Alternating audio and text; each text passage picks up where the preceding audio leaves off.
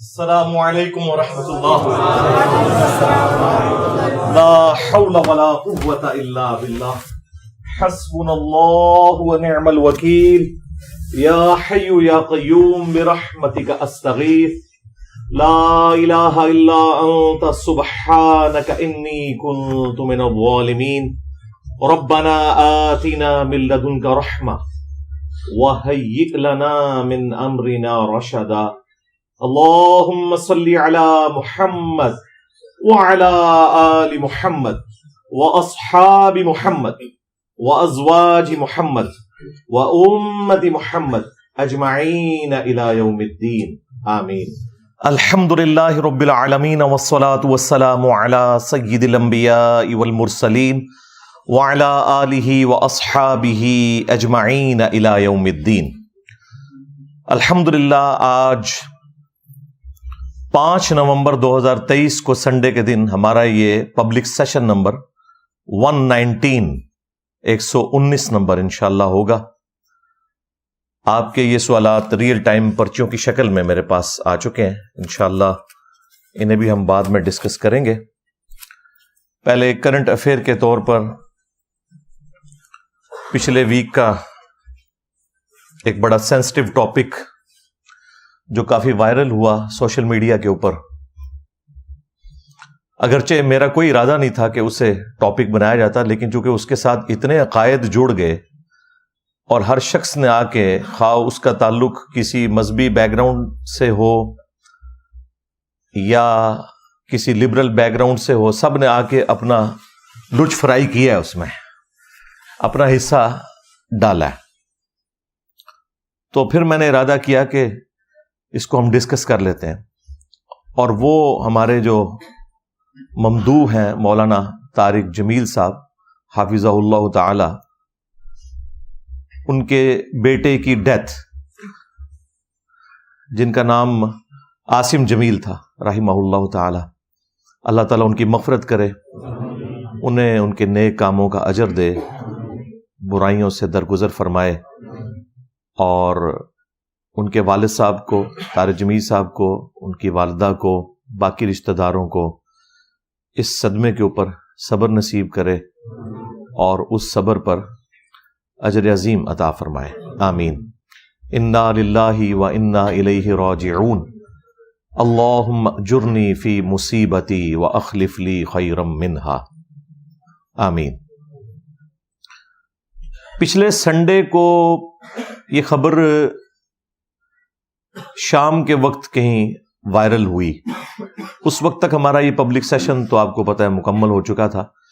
مجھے یہ عشاء کے وقت پتہ چلا.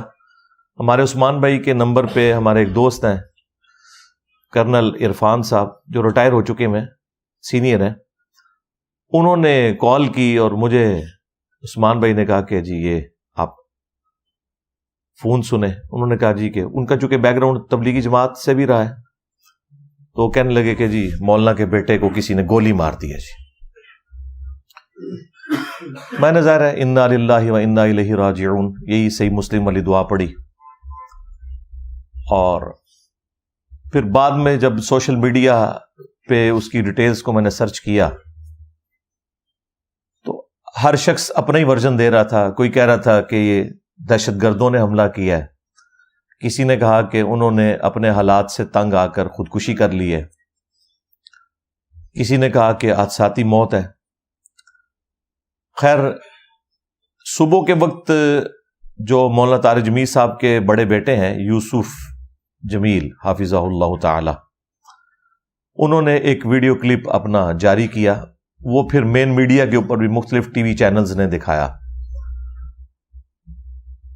اس میں انہوں نے کہا کہ میرے جو چھوٹے بھائی ہیں انہوں نے خودکشی کی ہے کیونکہ ان کا ذہنی توازن کا ایشو تھا. وہ دوسرے والا ایشو نہیں، ڈپریشن والا ایشو.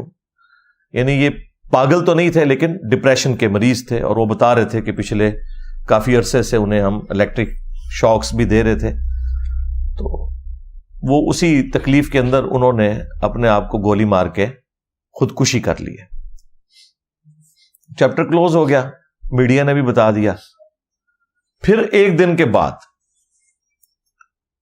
طارق جمیل صاحب کے جو چھوٹے بھائی ہیں ڈاکٹر ہیں، یعنی اس بچے کے چچا، ان کا اردو پوائنٹ کے اوپر انٹرویو آیا اور انہوں نے ایک اور بات کر دی. انہوں نے کہا کہ نہیں، اس نے خودکشی نہیں کی ہے بلکہ یہ حادثاتی موت ہے.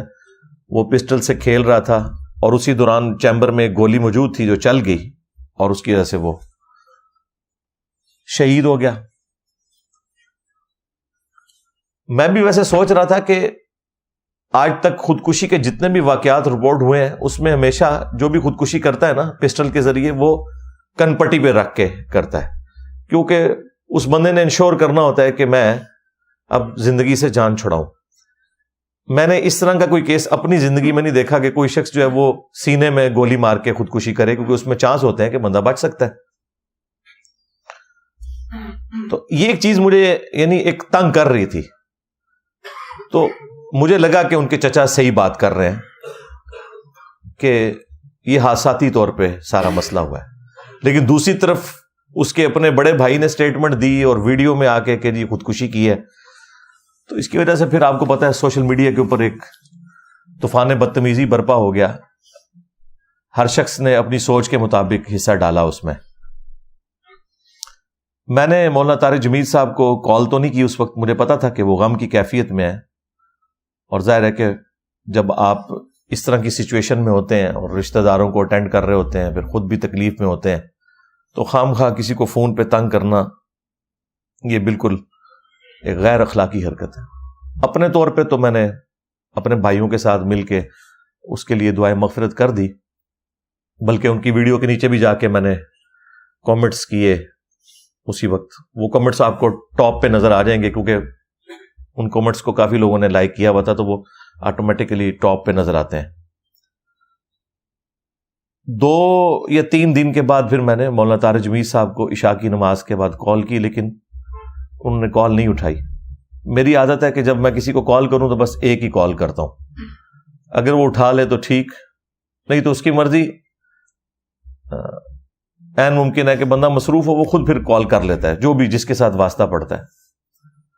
خیر تقریباً 1 گھنٹے کے بعد مجھے طارق جمیل صاحب کی کال آئی، تو میں نے ان سے پھر تعزیت کی. انا للہ و انا الیہ راجعون، اللہم اجرنی فی مصیبتی و اخلف لی خیرا منہا.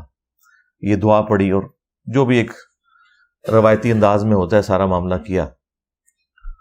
اور میں نے مولانا سے 3 سوال کیے. میں نے کہا کہ یہ مختلف ورژن آ رہے ہیں، مجھے آپ 3 باتوں کے جواب دیں. پہلی بات یہ بتائیں کہ یہ آپ کے بیٹے نے خودکشی کی ہے یا حادثاتی موت ہے. تو انہوں نے کہا یہ خودکشی والی بات بالکل جھوٹ ہے اور یہ مجھے تکلیف دے رہے ہیں، یہ حادثاتی موت تھی. اور بعد میں ان کی ویڈیو بھی آ گئی جس میں انہوں نے کہا کہ مجھے تکلیف نہ دیں، وہ جو قرآن خوانی کے موقع کے اوپر ان کی ویڈیو آئی. تو پھر میں نے دوسری بات کی جو جینون تھی. میں نے کہا اگر یہی بات ہے تو آپ کے تو اپنے بیٹے نے ویڈیو جاری کر دی تھی اسی رات، تو وہ اس نے ویڈیو کیوں جاری کی تھی اگر اسے اس بات کا نہیں پتا تھا؟ تو کہنے لگے وہ یوسف تو یہاں پہ ہے بھی نہیں تھا، وہ دوسرے سٹی میں گیا ہوا تھا. چونکہ وہ ایک پینک پھیل گیا تو اسے جو انیشل رپورٹ ملی اس نے اس کے مطابق فوراً ویڈیو بنا دی. تو وہ ویڈیو اس کی غلطی ہے، ویڈیو بنانا اس کو فوراً بنانی پڑی، اس میں اس سے مس ہینڈلنگ ہوگی، کیونکہ واقع پہ تو نہ وہ موجود تھا نہ میں موجود تھا. وہ تو اس کا ایک کزن ہی تھا، عارفین، جو ان کے چچا کا بیٹا ہے، طارق جمیل صاحب کے چھوٹے بھائی کا بیٹا جو ڈاکٹر ہے. تو وہ پاس موجود تھا اور ایگزیکٹلی اس وقت وہ پاس موجود تھا، اس کی طرف دیکھ نہیں رہا تھا لیکن اسی پریمیسز میں موجود تھا. اس نے بعد میں اردو پوائنٹ کے اوپر اپنا انٹرویو بھی ریکارڈ کروایا. تو کہتے ہیں کہ یہ بات جو ہے نا وہ اس سے مس ہینڈلنگ ہوئی ہے.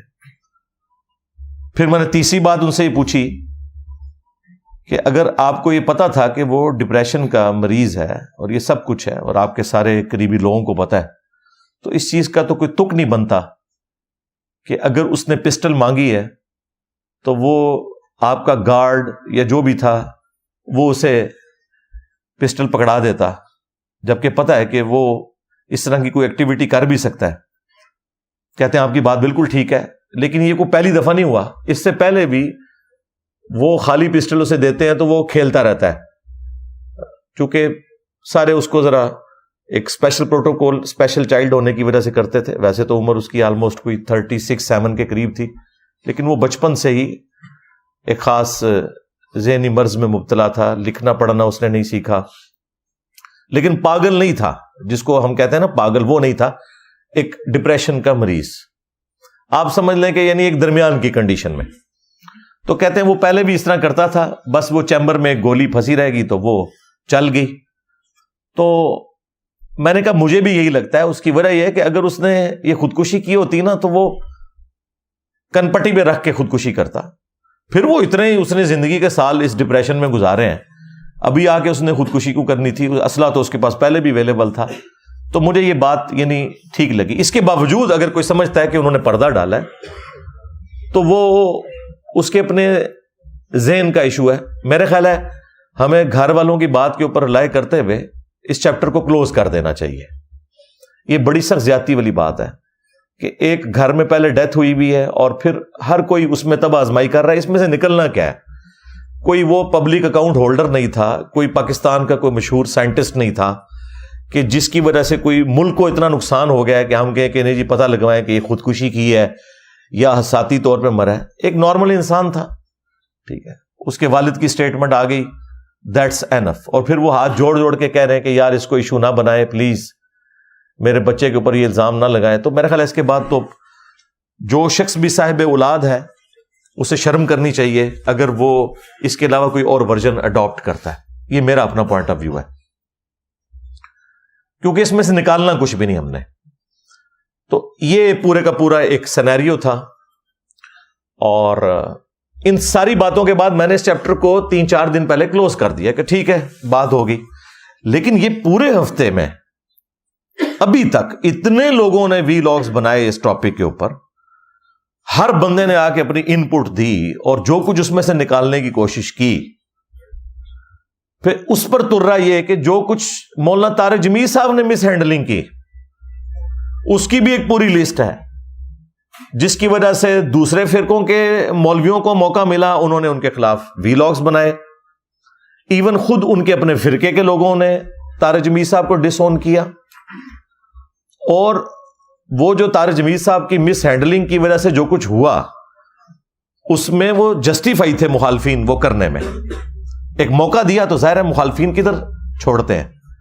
یہ تو ویسے ٹی وی پہ بیٹھ کے سارے کہتے ہیں نا جی کہ فرقوں میں بڑی ٹالرنس آ چکی ہے اور ہم سب ایک دوسرے کو مسلمان سمجھتے ہیں. نہیں, موقع کوئی جانے نہیں دیتے یہ لوگ کاٹنے کا. جب موقع ملے گا یہ کاٹیں گے آپ کو, اور انہیں موقع مل گیا. آپ دیکھیں مولویوں کے کلپ کس طرح آ رہے ہیں, انتہائی ڈھٹائی کے ساتھ, بے شرمی کے ساتھ, اپنے فاسد عقائد اور نظریات کو ثابت کرنے کے لیے طارق جمیل صاحب کی ایکٹیویٹیز کا وہ سہارا لے رہے ہیں.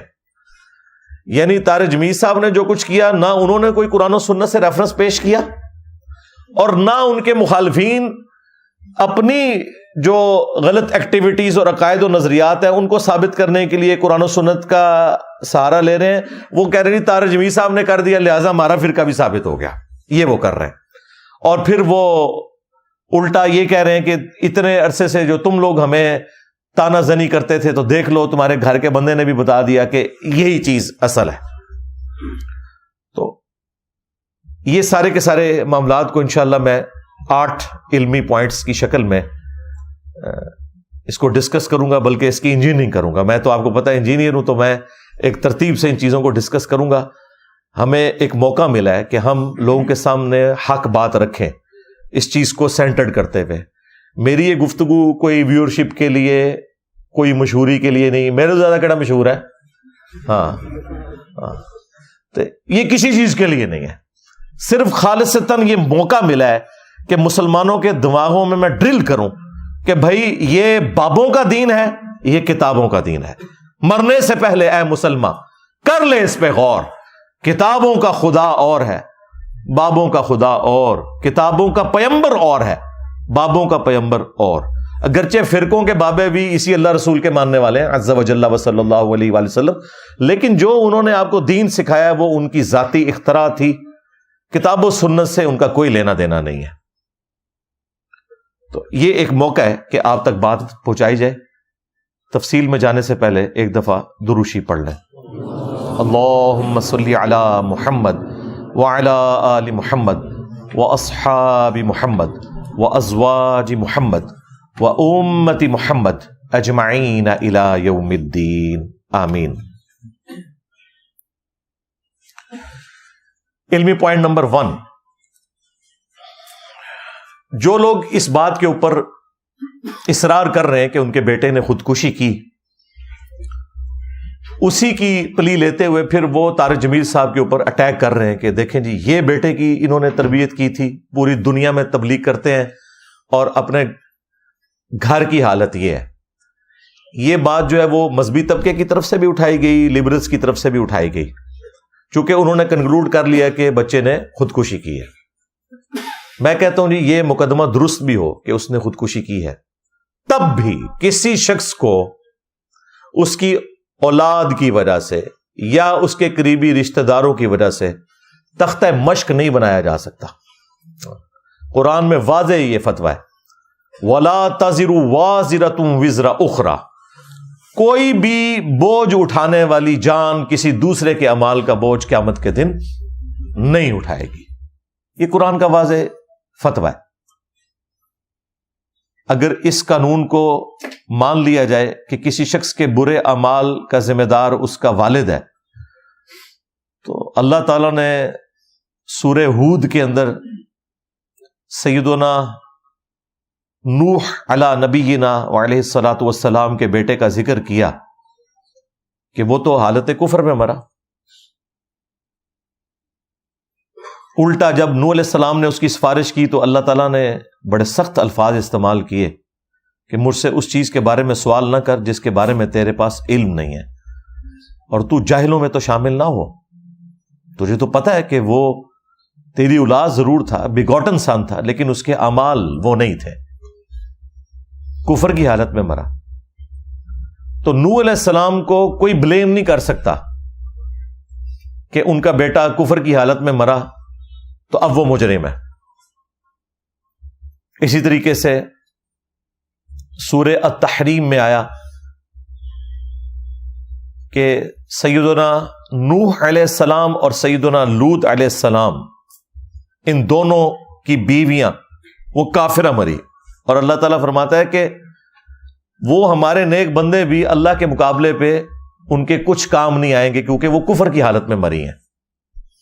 تو کیا اب حضرت نوح یا حضرت لوط علیہ السلام کو بلیم دیا جا سکتا ہے کہ آپ کے عقد میں رہنے والی عورت کفر کی حالت میں کیوں مر گئی ہے؟ تو یہ بالکل نان سینس اپروچ ہے کہ کسی شخص کی برائی کا وبال اس کے والد کے اوپر ڈال دیا جائے۔ ہاں اللہ نے یہ جج کرنا ہے کہ تربیت کیا کی تھی، وہ اللہ کو پتا ہے، لیکن ونس کوئی کام کر لیتا ہے نا تو اس کو آپ کسی کی تربیت کے ساتھ جوڑنے کا کوئی رائٹ نہیں رکھتے، یہ اللہ کا اور بندے کا معاملہ ہے۔ تو یہ بالکل غلط اپروچ ہے جو لوگوں نے اڈاپٹ کی۔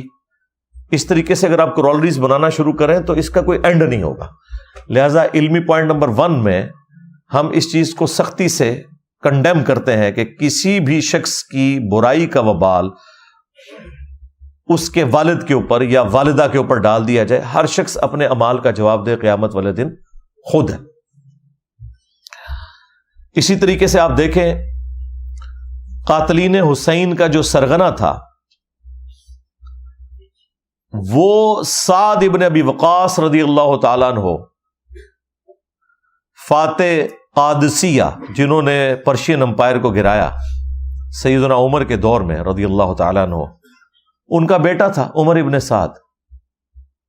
اب کوئی کہہ سکتا ہے کہ بھئی عمر ابن سعد کی یہ تربیت کی ہوئی تھی سعد ابن ابی وقاص نے؟ نہیں، وہ اپنے اعمال کا خود جواب دے۔ اور یہاں تو یہ مسلمان بھی تھا، چلیں پیغمبروں کے کیس میں تو میں نے آپ کو ایکسٹریم کفر والی مثال دی، یہ تو مسلمان تھا، لیکن وہ اپنے اعمال کا جواب دے خود ہے۔ اور اس کے کرتوت اس طرح کے سعد ابن ابی وقاص کو اپنی زندگی میں نظر آ گئے تھے، لیکن وہ کیا کر سکتے تھے؟ دعوت ہی دے سکتے تھے، نگاہ مار کے اس کا دل تو نہیں بدل سکتے تھے۔ ہاں، یہ بابا ہی کر سکتے ہیں۔ ہاں دیکھیں، ہر چیز سے یہی رزلٹ نکلتا ہے کہ انہوں نے آپ کو جھوٹا دین بتایا کہ جی وہ بزرگ جو ہیں وہ نگاہ مار کے دل بدل دیتے ہیں۔ بھئی پیغمبر تو اپنی اولاد کا دل نہیں بدل سکے، سعد ابن ابی وقاص تو اپنے بیٹے کا دل نہیں بدل سکے، تو باب شاہی کوئی نہیں۔ ہاں، ہر چیز سے یہ رزلٹ نکلتا ہے کہ بابت شاہی کوئی نہیں. حتیٰ کہ صحیح مسلم میں آتا ہے کہ سعد ابن ابی وقاص کا بیٹا عامر بن سعد کہتا ہے کہ وہ اپنے کھیتوں میں تھے، اتنے میں ان کا یہ دوسرا بیٹا عمر ابن سعد اونٹ پہ یا گھوڑے پر سوار ہو کے سامنے سے آیا. تو سعد ابن ابی وقاص نے اس کو دیکھتے ہی کہا کہ اے اللہ، اس سوار کے شر سے میں تیری پناہ میں آتا ہوں. اپنے بیٹے کے بارے میں کہہ رہے ہیں. ابھی کربلا ہوئی نہیں، یہ بہت پہلے کی بات ہے، کیونکہ سعد ابن ابی وقاص تو 56 ہجری میں فوت ہو گئے، کربلا ہوئی ہے 61 ہجری میں. تو اگر ان کی زندگی کا آخری واقعہ بھی ہوئی ہے تب بھی ایٹ لیسٹ یہ 5 سال پہلے بات ہے واقعہ کربلا سے. اور وہ جیسے ہی سواری سے اترا وہ کہتا ہے ابا جان دیکھیں لوگ تو خلافت کے معاملے میں تگودو کر رہے ہیں اور آپ ادھر اپنے کھیتوں میں مصروف ہیں، آئیں آپ بھی کوئی حکومت کا عہدہ حاصل کرنے کی کوشش کریں.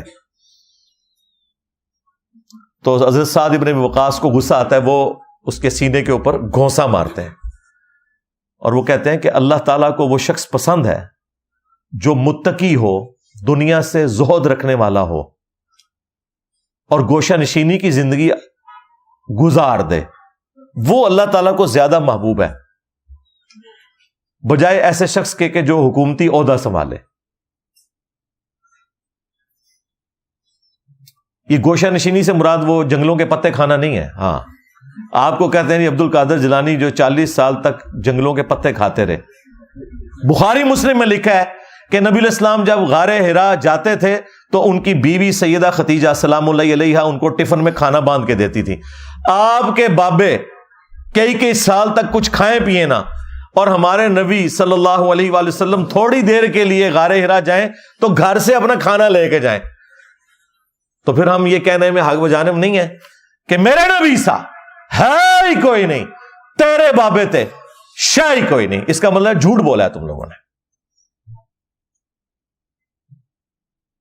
ہر واقعے سے، ہر آیت سے، ہر حدیث سے یہ رزلٹ نکلتا ہے کہ نبی کے جیسا ہے ہی کوئی نہیں، بابے تھے شاہی کوئی نہیں. علمی پوائنٹ نمبر 2، اور وہ ہے کہ کیا اس بچے کی موت حادثاتی تھی یا خودکشی والی. تو اس کے اوپر چونکہ میں اپنے ابتدائیہ میں یہ ڈسکس کر چکا ہوں کہ میری خود بات ہوئی ہے طارق جمیل صاحب سے، انہوں نے کہا کہ نہیں یہ حادثاتی موت تھی. میرے بچے یوسف جمیل نے بس پینک میں آ کے اس وقت ایک ویڈیو بنا دی، اس کی وجہ سے یہ سارا معاملہ آگے چل پڑا. اگر خودکشی کرنی ہوتی تو کن پٹی پہ مار کے کرتا ہے. یہ سینے پہ جو گولی لگی اور ایکسیسو خون نکلنے کی وجہ سے وہ شہید ہو گیا، تو یہ حادثاتی طور پہ ہوا. ڈپریشن کا مریض بھی تھا اور وہ اکثر پسٹل سے کھیلتا تھا، وہ اسی وجہ سے گارڈ نے اس کو دے دی، لیکن گارڈ کو پتا نہیں تھا کہ ایک گولی اس میں چیمبر میں پھنسی ہوئی ہے اور وہ چل گئی. لہٰذا اس چیپٹر کو اب کلوز کر دیں. جبکہ طارق جمیل صاحب نے ہاتھ جوڑ کے یہ کہا ہے کہ خدا کے لیے میرے بچے کو بار بار یہ نہ کہیں کہ اس نے خودکشی کی ہے، مجھے آپ تکلیف دے رہے ہیں، تو میرا خیال ہے اس چیپٹر کو کلوز کر دینا چاہیے. علمی پوائنٹ نمبر 3 اسی سے جڑا ہوا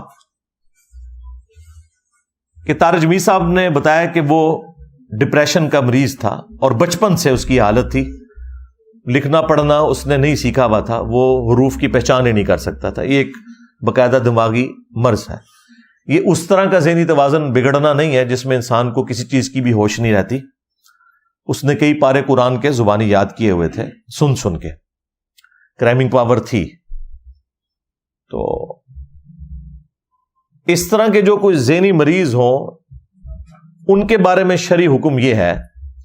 صحیح بخاری میں تعلیقاً امام بخاری ایک چیپٹر کی ہیڈنگ میں یہ حدیث لے کے آئے ہیں، سیدنا علی ابن ابی طالب کا قول، اور اس کی پوری سند بھی خود مولا علی علیہ السلام سے روایت ہوئی ہے. رسول اللہ صلی اللہ علیہ وآلہ وسلم کا فرمان سنن ابن ماجہ میں کہ 3 لوگوں سے اللہ تعالیٰ نے قلم اٹھا لیا، ان کے اوپر کوئی گرفت نہیں ہے. پہلا شخص جو مجنون ہو، پاگل ہو، ذہنی توازن اس کا بگڑ گیا ہو. دوسرا وہ شخص جو سویا ہوا ہے، اس کو تو ہوش نہیں ہے. اور تیسرا جو چھوٹا بچہ ہے، نابالغ بچہ ہے، جسے ابھی حق اور باطل میں اس طرح کی تمیز نہیں ہے، تو اس کے اوپر اللہ تعالیٰ گرفت نہیں فرمائے گا۔ پوری سند تو میں نے بتایا ابن ماجہ میں، امام بخاری اسے چیپٹر کی ہیڈنگ میں لے کے آئے ہیں، اور ایک واقعے کی طرف امام بخاری نے اشارہ کیا، جب حضرت عمر نے اپنے دور میں ایک مجنون پاگل شخص کے اوپر کسی گناہ کے سبب حد جاری کی، تو حضرت علی نے انہیں روک دیا اور کہا کہ امیر المومنین، اس شخص پہ حد جاری نہیں ہوگی، کیونکہ 3 لوگوں سے اللہ نے شریعت کا قلم اٹھا لیا ہے، مجنون سے، سوئے ہوئے شخص سے، اور نابالغ سے۔ تو حضرت عمر نے پھر وہ ڈیسیژن ریورس کر دیا۔ لہذا جو لوگ بھی ذہنی توازن کے اعتبار سے ڈسٹرب لوگ ہیں، ان کے اوپر شریعت کے کوئی بھی احکامات اس حوالے سے نہیں لگتے، اور یہی وہ چیز ہے جو یہ اپنے بزرگ بابوں کے لیے بھی پلی لیتے ہیں، اور وہ کہتے ہیں کہ ہمارے بزرگ بابے جو تھے نا، وہ اللہ کی محبت میں ایسے غرق ہو جاتے تھے گویا کہ وہ مجنون ہیں، قلندر ہیں، پاگل ہیں، اس لیے ان سے شریعت کا قلم اٹھ جاتا ہے۔ تو ہم نے کہا تھا ٹھیک ہے، ہم آپ کے ساتھ ایگری کرتے ہیں، تو پھر انہیں بزرگ نہ ڈکلیئر کریں، پاگل کہا کریں، ہم آپ کے ساتھ ہیں۔ نہیں، پاگل اس لیے نہیں کہتے کہ اللہ کی محبت میں وہ پاگل ہیں۔ اگر اللہ کی محبت میں پاگل ہو کے وہ ان الحق کہہ رہے ہیں یا سبحانی ما اعظم شأنی کہہ رہے ہیں، اس کی تو آپ پھر بھی تعویل کر لیں گے کہ وہ اللہ کے ساتھ ایک لو لگائے ہوئے ہیں۔ لیکن جن لوگوں نے اس پاگل پن میں چشتی رسول اللہ کلمہ پڑھایا ہے اور اسے انڈورس کیا ہے، اور تھانوی رسول اللہ کلمے کو انڈورس کیا ہے، اور پتہ نہیں کون کون سے ان کے کلمے ہیں، ویسے ہمارے نزدیک تو بھائی 4 کلمے ثابت ہیں، پہلے 4 کلمے، 5واں چھٹا تو علماء نے لکھا ہوا ہے، جو آپ کو 6 کلمے کہتے ہیں نا، وہ کسی حدیث میں نہیں آیا، پہلے 4 کلمے، اس پہ میری تفصیلی ویڈیو ریکارڈ ہے۔ تو یہ جو 6 کلمے ہیں، ان میں سے 4 ثابت ہیں، 2 انہوں نے خود لکھ لیے۔ اب تو یہ 6 کی گنتی بھی آگے جا چکی ہے۔ ہاں، چشتی رسول اللہ 7واں کلمہ، ہاں، تھانوی رسول اللہ 8واں کلمہ، ہاں جی، شبلی رسول اللہ 9واں کلمہ، ہاں، معاویہ رسول اللہ 10واں کلمہ، ہاں، یہ لکھے جے سارے کتابیں، ہاں، ہوں تو خیر بڑھائی جا رہے ہیں۔ تو جن کے ہم 6 کلموں پہ بات کرتے تھے نا، اب تو ہم کہتے تھے بھائی 4 ثابت ہیں، 2 کوئی نہیں ثابت۔ آپ بتایا کریں یہ جو آپ کے 10 کلمے ہیں نا، جو ریٹن میں ہے، وہ جو صادق رسول اللہ وہ تو واقعہ سنایا نا اس نے، وہ ہم کہیں ریٹن میں تو نہیں دکھا سکتے نا، اس لیے 10 ہی رہنے دو فی الحال۔ تو 10 کلمے نے نا تھوڑے، وہ 4 ہی ثابت نے، ہاں، پہلے 4، باقی 6 کلمے جڑے نے تسی خود ہی بنائے نے، ان میں سے 2 تو چلے آپ کہہ لیں کہ ایک دعائیہ انداز میں یا جس انداز میں بھی ہیں، آخری 4 کلمے تو ویسے ہی فراڈ جے، چشتی رسول اللہ، تھانوی رسول اللہ، شبلی رسول اللہ تے معاویہ رسول اللہ، یہ تو کوئی ثابت نہیں جائے۔ تو جن کا ذہنی توازن بگڑ گیا، وہ رسول اللہ کے اوپر بھونک رہے ہیں، اور پھر آپ یہ کہہ رہے ہیں کہ وہ اللہ کی محبت میں، تو پھر ہم آپ کو وہی بات یاد دلائیں گے جو آپ ہمیں بچپن سے سکھاتے تھے، کیونکہ ہم بھی اتنا عرصہ بریلوی رہے نا، وہ بھی کیا دن تھے، ہم بھی ایک جن تھے، آج ہم دیو ہیں، جنوں کے بھی پیو ہیں، ہاں، بلکہ دیو کے بھی پیو ہیں، دیوبند والا دیو، اور اے پیو بگوٹن والا نہ سمجھیو، یعنی روحانی طور پہ استاد کی شکل میں۔ تو یہ کہتے تھے با خدا دیوانہ باش، با محمد ہوشیار، دیوانگی صرف اللہ کے لیے چلے گی، اگر محمد صلی اللہ علیہ وآلہ وسلم کے بارے میں کوئی بات کی کسی دیوانے نے، کسی مجذوب نے، کسی کلندر نے، کسی مجنون نے، ہم اسے کافر ڈکلیئر کریں گے۔ تو یہ سارے بکواسیات جو ہم بار بار ہائی لائٹ کرتے ہیں ان کے بزرگوں کے، وہ رسول اللہ صلی اللہ علیہ وآلہ وسلم کے اوپر انہوں نے ختم نبوت کے اوپر ڈاکہ مارا ہے، ان کی عصمت کے اوپر حملہ کیا ہے، ان کی ذات سے متعلق یہ ساری گستاخیاں ہیں۔ خیر یہ ٹاپک الگ سے ہے، لیکن میں نال نال چونڈی وڈاں گا، چھڈاں گا نہیں تانوں میں، ہاں، اس زخم میں تھوڑا چھلدا رہنا ہے، کیونکہ اسی زخم کو چھیلنے کی وجہ سے ہی الحمدللہ اتنی بڑی دنیا میں چینج آئی ہے۔ آپ جتنا پروپیگنڈا کر سکتے ہیں کریں، ہمیں کوئی فرق نہیں پڑتا۔ آپ مجھے ریئل ٹائم آپ میں سے لوگ بتائیں کتنے لوگ ہیں جنہیں میرا تعارف نیگیٹو ہوا تھا، ہاتھ کھڑا کریں۔ تو یہ ان بزرگوں کی برکات ہے نا۔ اوے پی گیا جو تھوڑے بزرگاں نوں، پی گیا جے، انہاں دے کلپ جاندا نا، لوگ کہندے کیڑا پی گیا جڑا۔ پی گیا جے تواڈے پیواں پیراں نوں سر نکلو باہر. اسی پھر بھی نوکری ادا کردے پئے, اسی پھر بھی نوکری ادا کردے پئے. مرزے دے خلاف تواڈے پیو نے کرنیاں نے, نکلو باہر. سٹیج پر بیٹھنے والے ہاتھ کھڑا کر کے بتائیں, مجھے بتائیں یہ کام ٹھیک ہے کہ نہیں؟ تماشا کرتے ہو, پھر کہتے ہیں مسلک کا کام نہیں ہوتا. مسلک والوں کو تم خود رگڑتے ہو. اور جرا تواڈے پیواں نوں پی گیا ہن تسی چوپ بیٹھے ہو, اور نکلو باہر.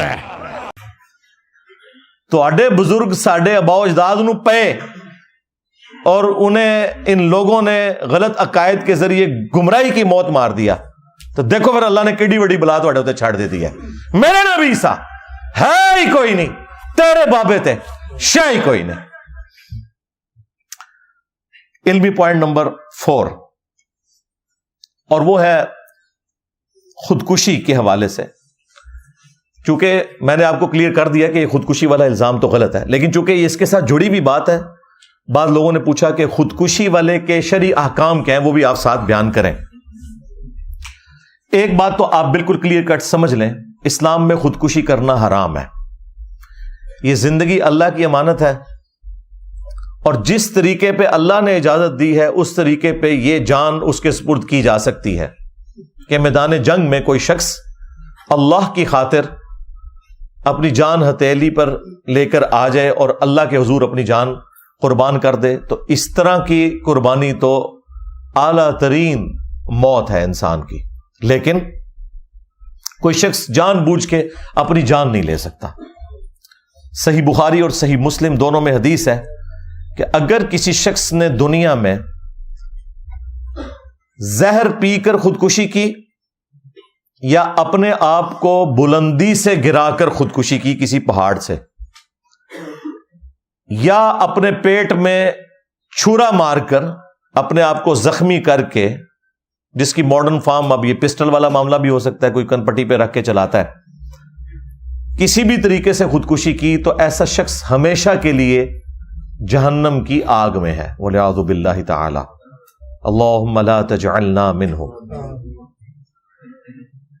اور جہنم کی آگ میں اس پہ آگ کا عذاب تو مسلط ہوگا ہی, ساتھ ہی ساتھ جس طریقے سے اس نے خودکشی کی ہوگی وہی عذاب اس پہ مسلط کر دیا جائے گا. اگر کسی نے دنیا میں چھرا مار کے خودکشی کی تو دوزخ کی آگ میں اس کے ہاتھ میں خنجر دے دیا جائے گا, وہ بار بار اپنے آپ کو مارتا رہے گا, مرے گا, پھر زندہ ہوگا, پھر مرے گا, پھر زندہ ہوگا. یہ یعنی ایک مسلسل تکلیف کا عمل, یہ اس پر مسلط ہوگا اور ہمیشہ کے لیے. اب یہ بڑی خطرناک بات ہے کہ ایک کلمہ گو مسلمان خودکشی کر لے تو ایک عمل کی وجہ سے ہمیشہ کی جہنم میں. اب یہ حدیث تو بخاری مسلم دونوں میں ہے, لیکن اسی حدیث کو امام ترمذی نے جامعہ ترمذی میں لیا اور انہوں نے ان الفاظ کے اوپر بحث کی کہ یہ جو الفاظ ہیں کہ ہمیشہ کے لیے جہنم میں رہے گا, وہ کہتے ہیں یہ الفاظ غیر محفوظ ہیں. اور کسی حد تک لاجیکلی ان کی بات درست تھی کہ بہرحال مسلمان تو ایک نہ ایک دن اپنے گناہوں کا عذاب بھگت کے جنت میں چلا ہی جائے گا. تو وہ کہتے ہیں یہ کیسے ہو سکتا ہے کہ ایک مسلمان خودکشی کرے اور ہمیشہ کے لیے جہنم میں رہے. تو وہ کہتے ہیں کہ یہ جو ہمیشہ والے الفاظ ہیں نا, یہ چند شاگردوں نے حضرت ابو ہریرہ سے روایت کی ہیں, چند نے نہیں کیے. لیکن دوسرے محدثین کہتے ہیں کہ جن شاگردوں نے روایت کی ہیں وہ سارے ثقہ اور صدوق ہیں, لہذا اس روایت کے متن میں کوئی کلام نہیں ہے. البتہ اس کی تعویل ممکن ہے کہ یہ جو بخاری مسلم کی حدیث میں ہے ہمیشہ کی جہنم, تو اس سے مراد یا تو وہ شخص ہے جس نے خودکشی کو حلال سمجھ کر کیا, تو اللہ کی حرام کردہ چیز کو اپنے عقیدے میں حلال سمجھنا یہ خود کفر ہے, اور اس کفر کی حالت میں چونکہ وہ مرا اس وجہ سے وہ ہمیشہ کے لیے جہنم میں ہے. نہ کہ وہ کہ جو اسے حرام سمجھتے ہوئے کرے, اور یقیناً مسلمان جب بھی کرتا ہے وہ حرام سمجھتے ہوئے کرتا ہے, اسے پتہ ہے کہ یہ غلط ہے, لیکن وہ کہتا ہے میں اپنے حالات سے تنگ تھا, اور لیکن پھر بھی کوئی کم عذاب نہیں ہے, عذاب تو اس نے بھگتنا ہے. اور دوسری تعویل علماء نے یہ کی, محدثین نے, کہ یہ جو ہمیشہ کی جہنم ہے اس سے مراد ہے a long period of time. گویا کہ ہمیشہ کی جہنم یعنی وہ اتنی زیادہ دیر جہنم میں رہے گا, گویا کہ ہمیشہ کے لیے جہنم میں، والعیاذ باللہ تعالی۔ یہ بھی کوئی معمولی بات نہیں، یہاں تو لوگ کہتے ہیں جی خیر ہے جی ایک پھیرا ہی لگے گا، اور اللہ تعالیٰ سورۃ الفرقان میں فرماتا ہے کہ جہنم تھوڑی دیر کے لیے بھی وقت گزارنے کے لیے انتہائی برا ٹھکانہ ہے، اور زیادہ دیر گزارنے کے لیے بھی انتہائی برا ٹھکانہ ہے۔ یہ کہہ دینا آسان ہے، لیکن اللہ تعالیٰ کا جو فتویٰ ہے وہ بتا رہا ہے، بخاری مسلم میں حدیث ہے کہ جو جہنم کی آگ ہے وہ دنیا کی آگ سے 70 گنا زیادہ تیز ہے۔ دنیا کی آگ کوئی برداشت نہیں کر سکتا، اس کو 70 ٹائم بڑھا لیں، اور پھر دنیا کی آگ تو روشنی والی ہے، اور جو جہنم کی آگ ہے اس میں بالکل اندھیرا ہے۔ اللہم اجرنا من النار، آمین۔ ربنا اصرف عنا عذاب جہنم ان عذابها کان غراما۔ تو یہ بڑا سینسٹیو ایشو ہے۔ اچھا، اس کے ساتھ ایک اور چیز بھی آپ سمجھ لیں، جس شخص نے خودکشی کی ہے نا، اس کا جنازہ نبی صلی اللہ علیہ وآلہ وسلم نے نہیں پڑھا۔ صحیح مسلم میں حدیث ہے، ایک خودکشی والے کا جنازہ لایا گیا، آپ علیہ السلام نے جنازہ نہیں پڑھا، البتہ صحابہ کو نہیں روکا تم پڑھ لو لیکن میں نہیں پڑھوں گا۔ اس کے پیچھے آپ کا ایک پروٹیسٹ تھا کہ اگر ایک ڈومیننٹ پرسنالٹی خودکشی والے کا جنازہ پڑھے گی تو اس کے عمل کو انڈورس کرنے کے مترادف ہے، لیکن چونکہ ہے کلمہ گو اہل قبلہ لہذا جنازہ تو ہوگا، خودکشی والے کا کافر تو نہیں ہے، مسلمان ہے، تو صحابہ کرام کو اجازت دے دی کہ تم پڑھ لو لیکن میں نہیں پڑھوں گا۔ اس کے تحت جتنے بھی ڈومیننٹ لوگ ہیں، جو مذہبی پیشوا ہیں، دین کی تبلیغ کرنے والے لوگ ہیں، ان کے لیے سنت یہی ہے کہ وہ کبھی بھی خودکشی والے کا جنازہ نہ پڑھیں۔ عام لوگ پڑھ لیں لیکن وہ نہ پڑھیں تاکہ پروٹیسٹ ریکارڈ ہو۔ اور ہمارے ملک میں جس نے خودکشی کی ہوتی ہے نا، سب سے بڑا جنازہ اس کا ہوتا ہے۔ کوئی عشق مشوقی کے چکر میں کر لی ہوتی ہے، کسی اور چکر میں، کیونکہ وہ عموماً خودکشی کرنے والی جوان موت ہوتی ہے، اور جوان موت کے اوپر ویسے ہی بڑا لوگوں کو ترس آتا ہے۔ یہ آلموسٹ 2009 کی بات ہے، یعنی آج 5 نومبر 2023 ہے، تو آپ سمجھ لیں 14 سال پہلے کی بات ہے۔ ان دنوں میں اپنے گھر میں ہی درس دیا کرتا تھا، بیٹھک میں چند ایک لوگ ہوتے تھے، تو میرے درس میں ایک بچہ آتا تھا، کوئی 16-17 سال اس کی عمر تھی، حفظ کر رہا تھا وہ دعوت اسلامی کے مدرسے سے، تو کافی حد تک اس کے عقائد کی اصلاح ہو گئی تھی۔ پھر اچانک ایک دن خبر آئی کہ اس نے خودکشی کر لی ہے۔ وہ گھر میں تذاب تھا، وہ اس نے پی لیا۔ اب تذاب اگر کوئی پی لے نا تو اس کی تو کوئی ریمیڈی نہیں ہے، کیونکہ وہ جہاں جہاں تذاب لگتا ہے وہ سب کچھ کٹ جاتا ہے۔ اب مجھے خبر ملی تو اب میرے لیے بڑا ایک امتحان تھا، چونکہ وہ اسٹوڈنٹ بھی تھا اور دوسری طرف اس نے یہ حرکت کی۔ جیلم کی تاریخ میں چند بڑے جنازوں میں سے، ہزاروں میں اس کا جنازہ تھا، وہ ایک بڑا جنازہ تھا، لیکن میں نے جنازہ نہیں پڑھا۔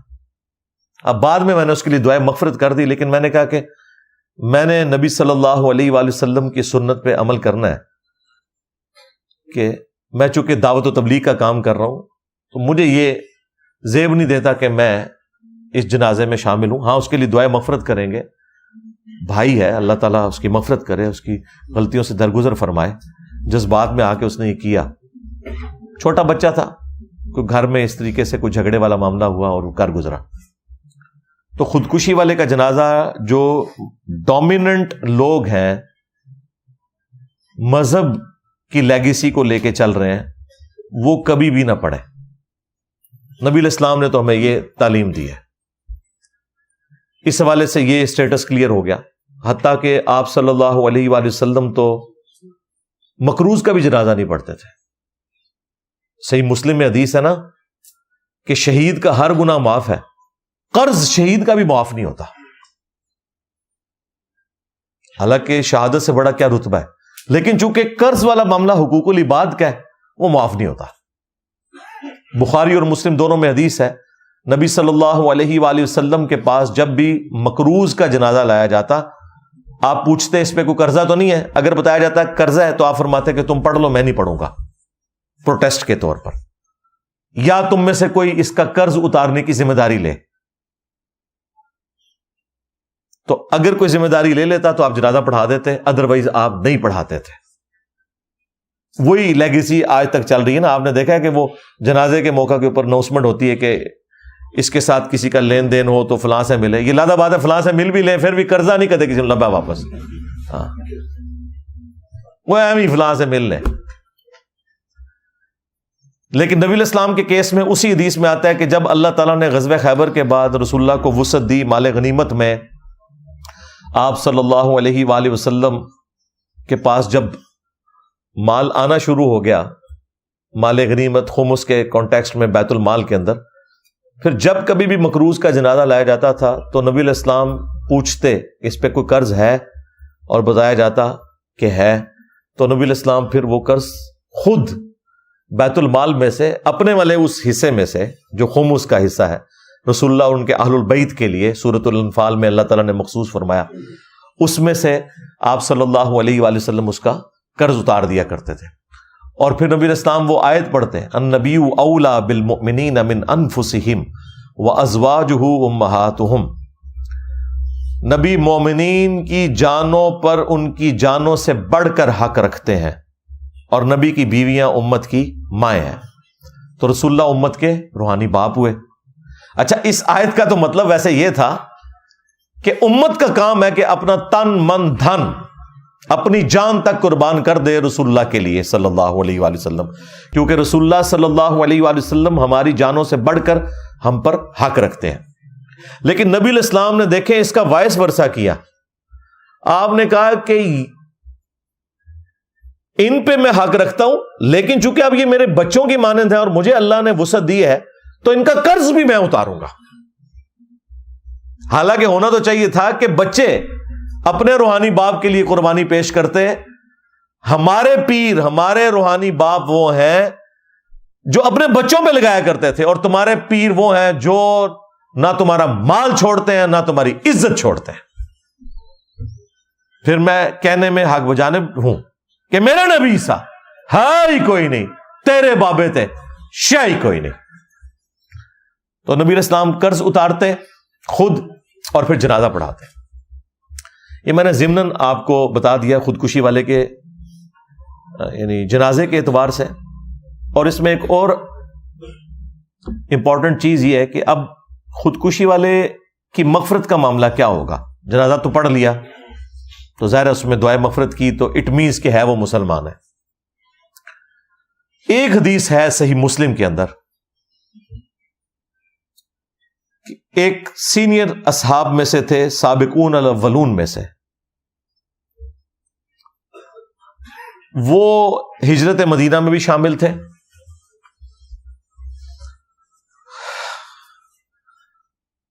انہیں کوئی تکلیف تھی، اس تکلیف سے تنگ آ کر انہوں نے اپنے ہاتھ کی رگ کاٹ کے خودکشی کر لی۔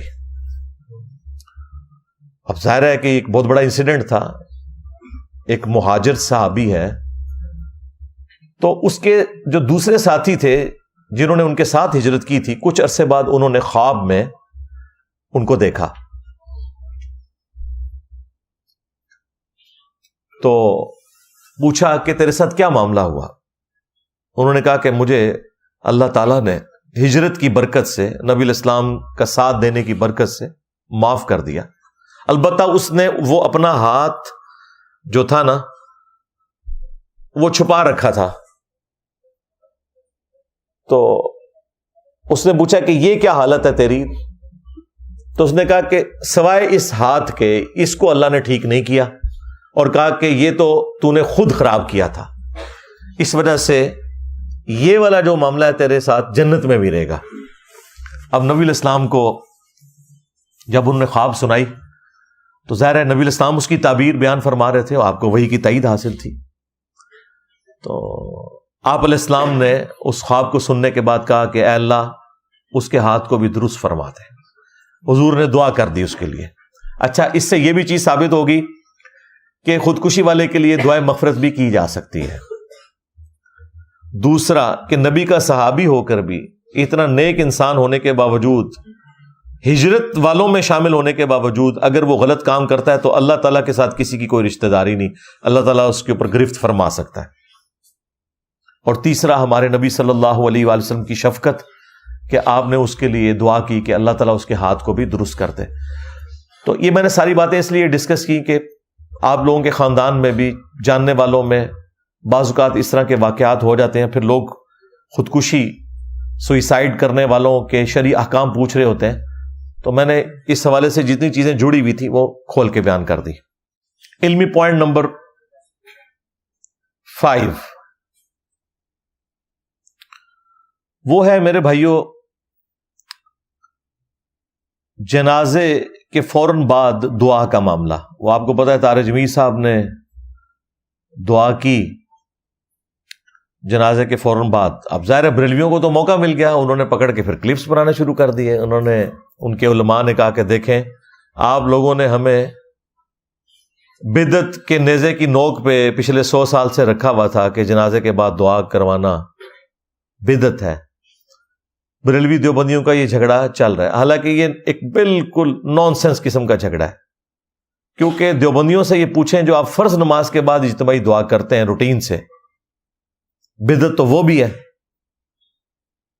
ثابت تو وہ بھی کوئی نہیں۔ ہاں کبھی کبھار کوئی وسیلہ اور توسل کے طور پر ہو جائے تو جائز ہے، لیکن بس ایک نشانی بنا لی کہ اہل حدیث دونوں نہیں کرتے، بہت اچھی بات ہے۔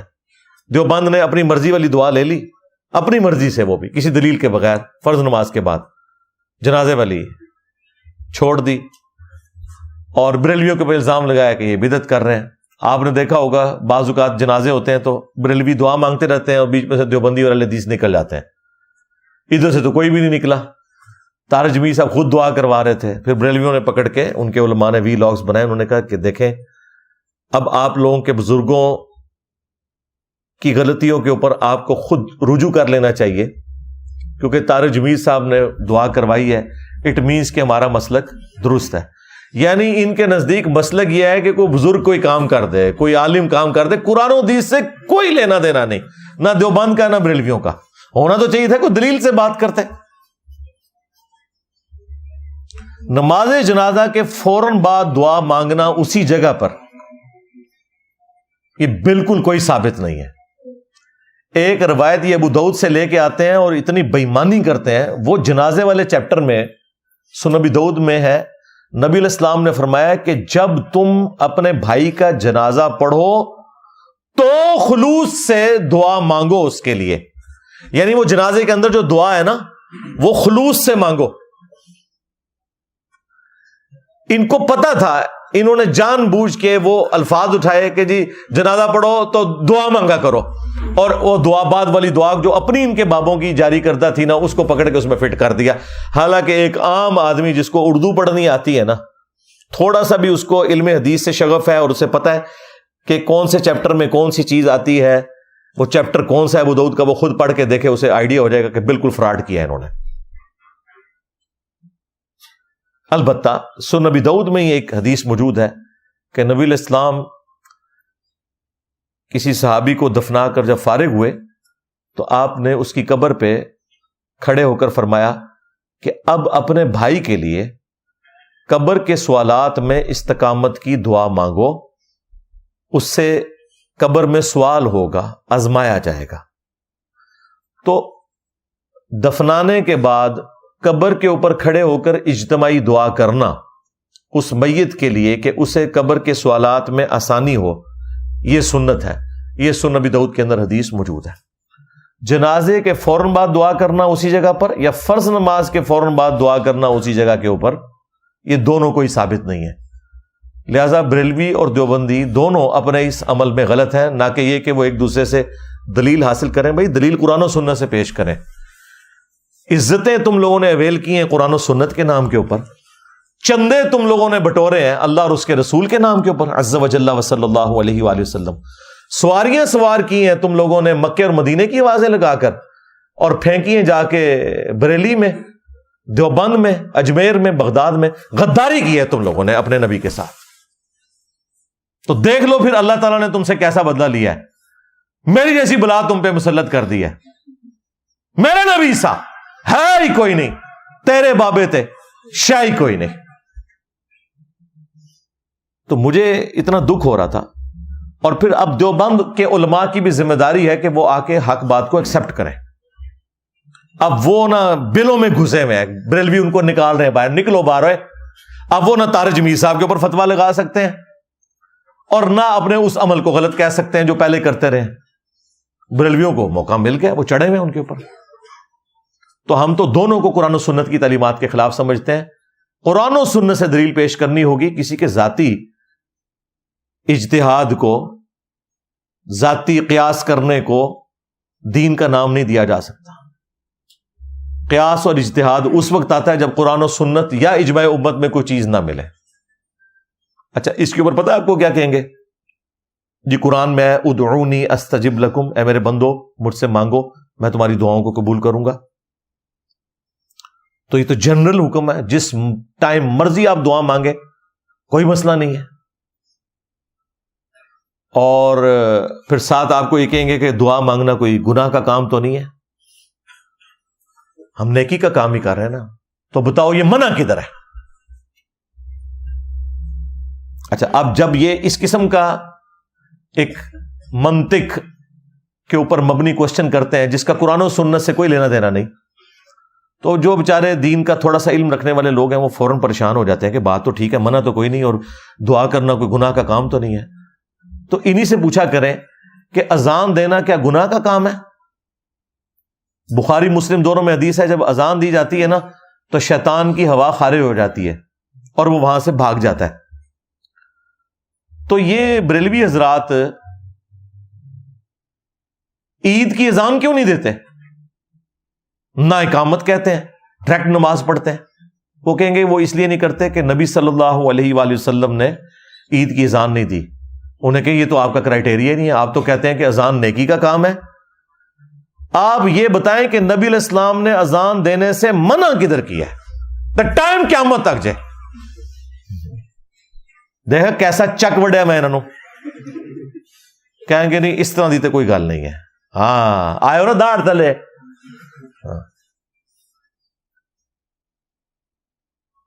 مان جائیں گے پھر خود کہ یہ ڈیفینیشن ہماری غلط تھی۔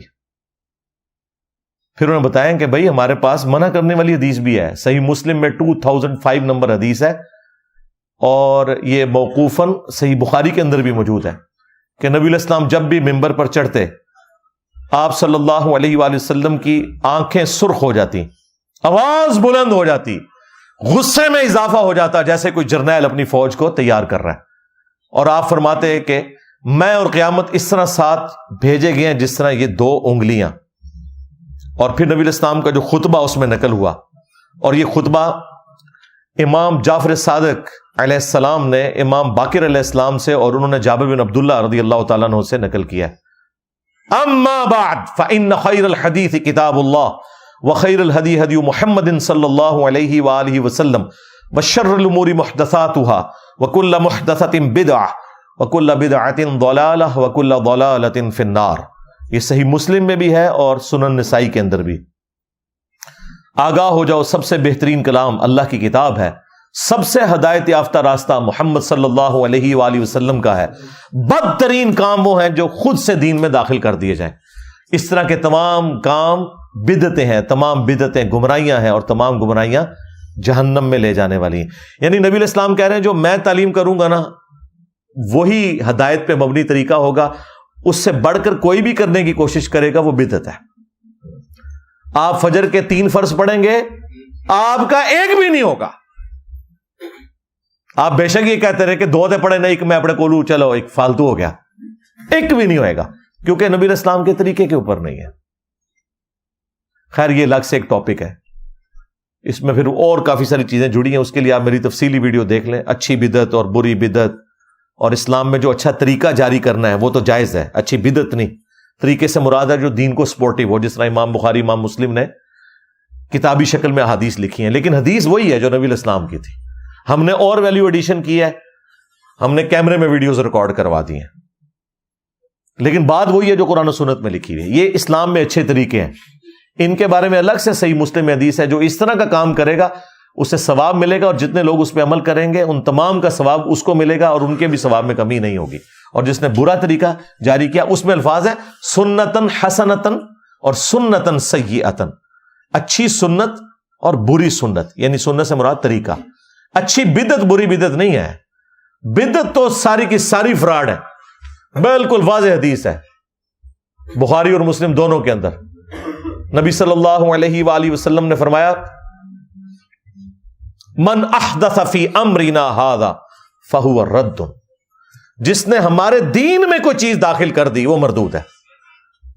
آپ ہوائی جہاز میں جائیں حج کرنے کے لیے، آپ اونٹ پہ جائیں، یہ دین میں کوئی چیز داخل نہیں ہو رہی، کیونکہ وہاں جا کے آپ نے وہی ایکٹیویٹی پرفارم کرنی ہے جو نبی علیہ السلام نے کی، 7 چکر کاٹنے ہیں، صفا مروہ کی صحیح ہے، وہ ساری چیزیں احرام۔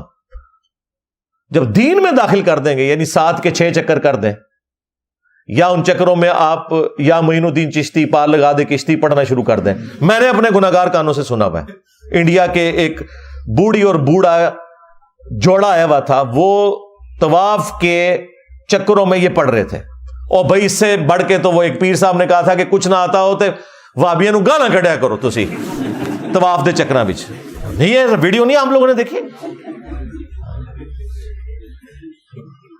یہ ان لوگوں کا علمی لیول ہے، یہ آپ کو دین سکھائیں گے اور یہ آپ کو جنت میں لے کے جائیں گے، آپ تو ٹر جاؤ پہلے جنت وچ۔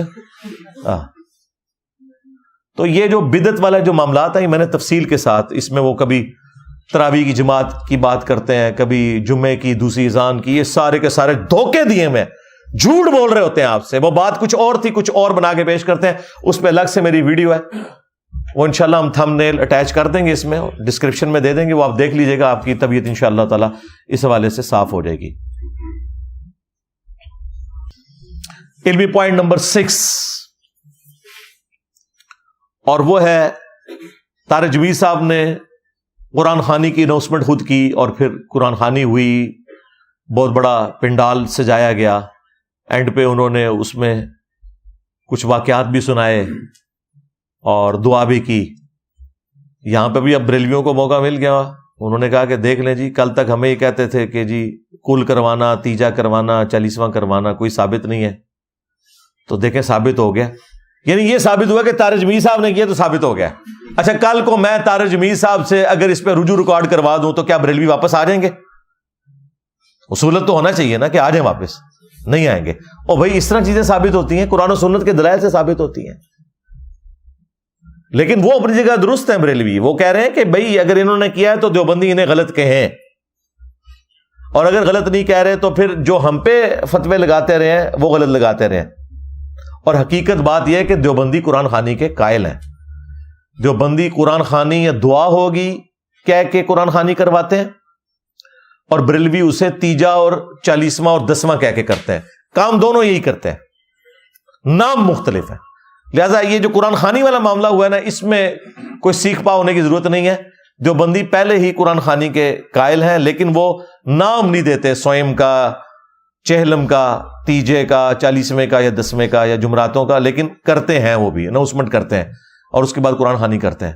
ہاں شرعی طور پر نہ تیجا ثابت ہے، نہ 10واں، نہ 40واں، اور نہ اس طریقے سے قرآن خوانی کر کے کسی کو اصالہ ثواب کرنا، یہ بالکل کوئی ثابت نہیں ہے۔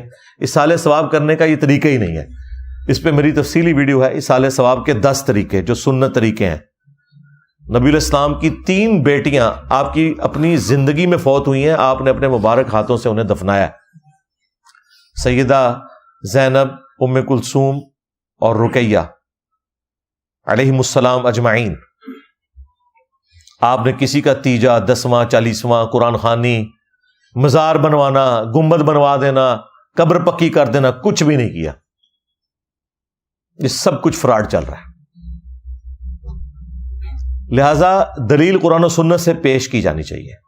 اب اس کی آڑ میں پھر پتہ یہ کیا کہتے ہیں، دیکھیں جی ان کی تو حالت یہ ہے کہ مر گیا مردود، نہ فاتحہ نہ درود، شعر بنائے ہوئے ہیں، یعنی آپ قرآن و سنت سے بات کرتے ہیں، انہوں نے کوئی سلوگن بنائے ہوئے ہیں، کوئی اشعار بنائے ہوئے ہیں، تو انہیں بتائیں کہ اللہ کے بندو، جو چیز نبی علیہ السلام نے تعلیم فرمائی ہے اس سے کون انکاری ہے؟ اہل ایمان کا حق ہے جو فوت شدگان ہیں ان کا یہ حق ہے کہ جو زندہ لوگ ہیں ان کے لیے دعائے مغفرت کریں. قرآن پاک میں اللہ تعالیٰ نے واضح فرمایا ربنا اغفر لنا ولاخواننا الذین سبقونا بالایمان. اہل ایمان کی نشانی ہے کہ وہ اپنے سے پہلے جو فوت شدگان ہیں ان کے لیے دعائے مغفرت کرتے ہیں.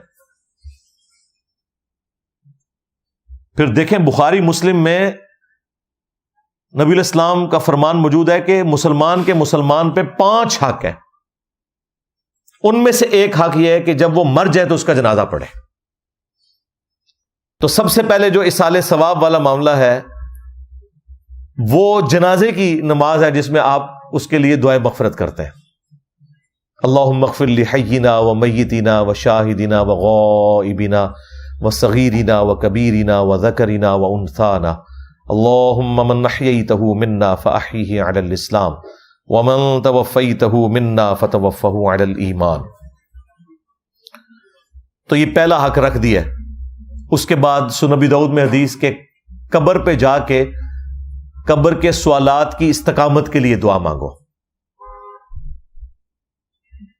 اسی طریقے سے پھر صحیح مسلم میں حدیث کہ جب بھی قبرستان جاؤ تو دعا مانگو السلام علیکم اہل الدیار من المؤمنین والمسلمین وإنا ان شاء اللہ بکم للاحقون نسأل اللہ لنا ولکم العافیہ. جب بھی قبرستان آپ نے جانا ہے. اور اگر قبرستان نہیں بھی گئے عام حالات میں بھی آپ نے اپنے نماز کے تشہد کے اندر بھی دعا مانگنی ہے ربنا آتنا فی الدنیا حسنہ وفی الآخرۃ حسنۃ وقنا عذاب النار رب اجعلنی مقیم الصلاۃ ومن ذریتی ربنا وتقبل دعاء ربنا اغفر لی ولوالدی وللمؤمنین یوم یقوم الحساب. جتنے بھی دعائیں آپ پڑھ سکتے ہیں تشہد کے اندر. بخاری مسلم میں حدیث ہے جب تم تشہد پڑھ چکو دروشی پڑھ چکو تو جو چاہو اپنے رب سے مانگو. جتنی بھی سنت دعائیں ہیں قرآن میں اور احادیث میں وہ آپ پڑھ سکتے ہیں. تو یہ تو روزانہ پڑھنی چاہیے. خواہ کسی کے ماں باپ زندہ ہیں یا فوت ہو چکے ہیں انہوں نے دعا مانگنی ہی مانگنی ہے ان کے لیے. تو دعا سے کوئی شخص اپنے آپ کو بے نیاز نہیں کر سکتا. سنن ابن ماجہ میں حدیث ہے کہ ایک شخص کا مرنے کے بعد جنت میں درجہ بلند کیا جاتا ہے تو وہ کہتا ہے یا اللہ یہ تو میرا عمل ہی نہیں تھا. تو اللہ تعالیٰ فرماتا ہے کہ تیرے بیٹے نے دنیا میں تیرے لیے استغفار کی اس کی وجہ سے میں نے تیرا یہ مرتبہ بلند کر دیا. یہ صحیح حدیث ہے بالکل. تو مرنے کے بعد بھی نفع پہنچتا ہے. صحیح بخاری میں موجود ہے, سنن نسائی کے اندر اور کئی حدیث کی کتابوں میں. سعد ابن عبادہ جو خزرج کے سردار تھے وہ نبی الاسلام کے پاس حاضر ہوئے, یا رسول اللہ میں سفر پہ تھا, پیچھے سے میری والدہ فوت ہو گئی, میں چاہتا ہوں کہ ان کی طرف سے کوئی ایسا نیکی کا کام کروں کہ انہیں ان کے مرنے کے بعد بھی ثواب پہنچے, تو میں چاہتا ہوں ان کی طرف سے کنواں کھدوا دوں. تو وہ سعد کا کنواں یعنی سعد کی ماں کا کنواں, وہ کنواں مشہور ہو گیا. نبی الاسلام سے انہوں نے پوچھا یا رسول اللہ اگر میں یہ کروں تو کیا میری والدہ کو اس کا ثواب ملے گا؟ آپ نے فرمایا ہاں ملے گا. تو صدقہ اور خیرات کر سکتے ہیں, دعا کر سکتے ہیں. اصالہ ثواب کے 10 طریقے آپ میری ویڈیو دیکھیں. تو یہ بالکل ایک جھوٹا الزام ہے کہ جو قرآن و سنت کے ماننے والے لوگ ہیں وہ فوت شدگان کے لیے دعا کے قائل نہیں ہیں.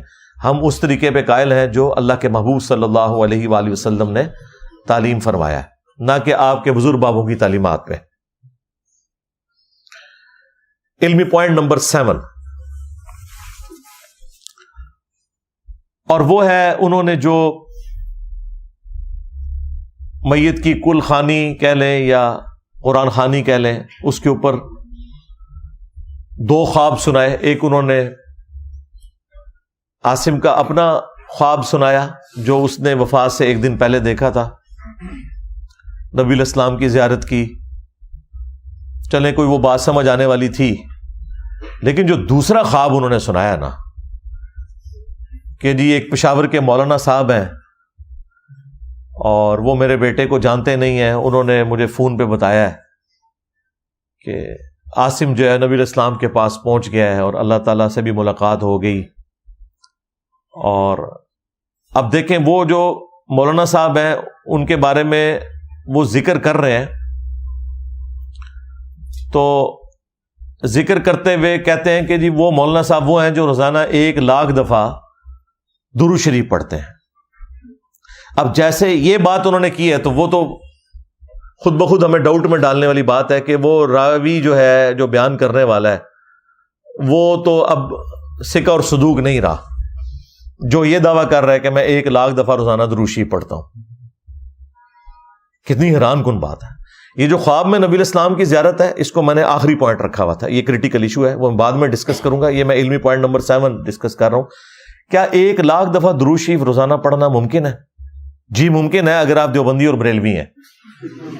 جی, جب فضائل اعمال میں لکھا ہے کہ بعض بزرگ ایسے تھے جو روزانہ 3 قرآن, بعض 5 اور بعض 8 قرآن بھی روزانہ پڑھتے تھے. جی 8 قرآن اگر روزانہ پڑھے جائیں تو آلموسٹ 6,500 آیات ہیں قرآن کی. تو 8 کو ذرا 6,500 سے ضرب دیں تو 50,000 سے زیادہ آیات بنتی ہیں روز کی. تو آیت تو اکثر آیات جو ہیں وہ درود شریف سے لمبی ہیں, بلکہ کئی گنا لمبی آیات ہیں. تو اگر اس کی آپ لینتھ کیلکولیٹ کریں نا روزانہ 8 دفعہ قرآن پڑھنے کی, تو پھر تو بھائی 2,00,000 دفعہ بھی درود شریف پڑھا جا سکتا ہے روزانہ. جو 8 قرآن روزانہ ختم کر سکتے ہیں, 1,00,000 دفعہ درود شریف شاہی کوئی نہیں انہیں سامنے.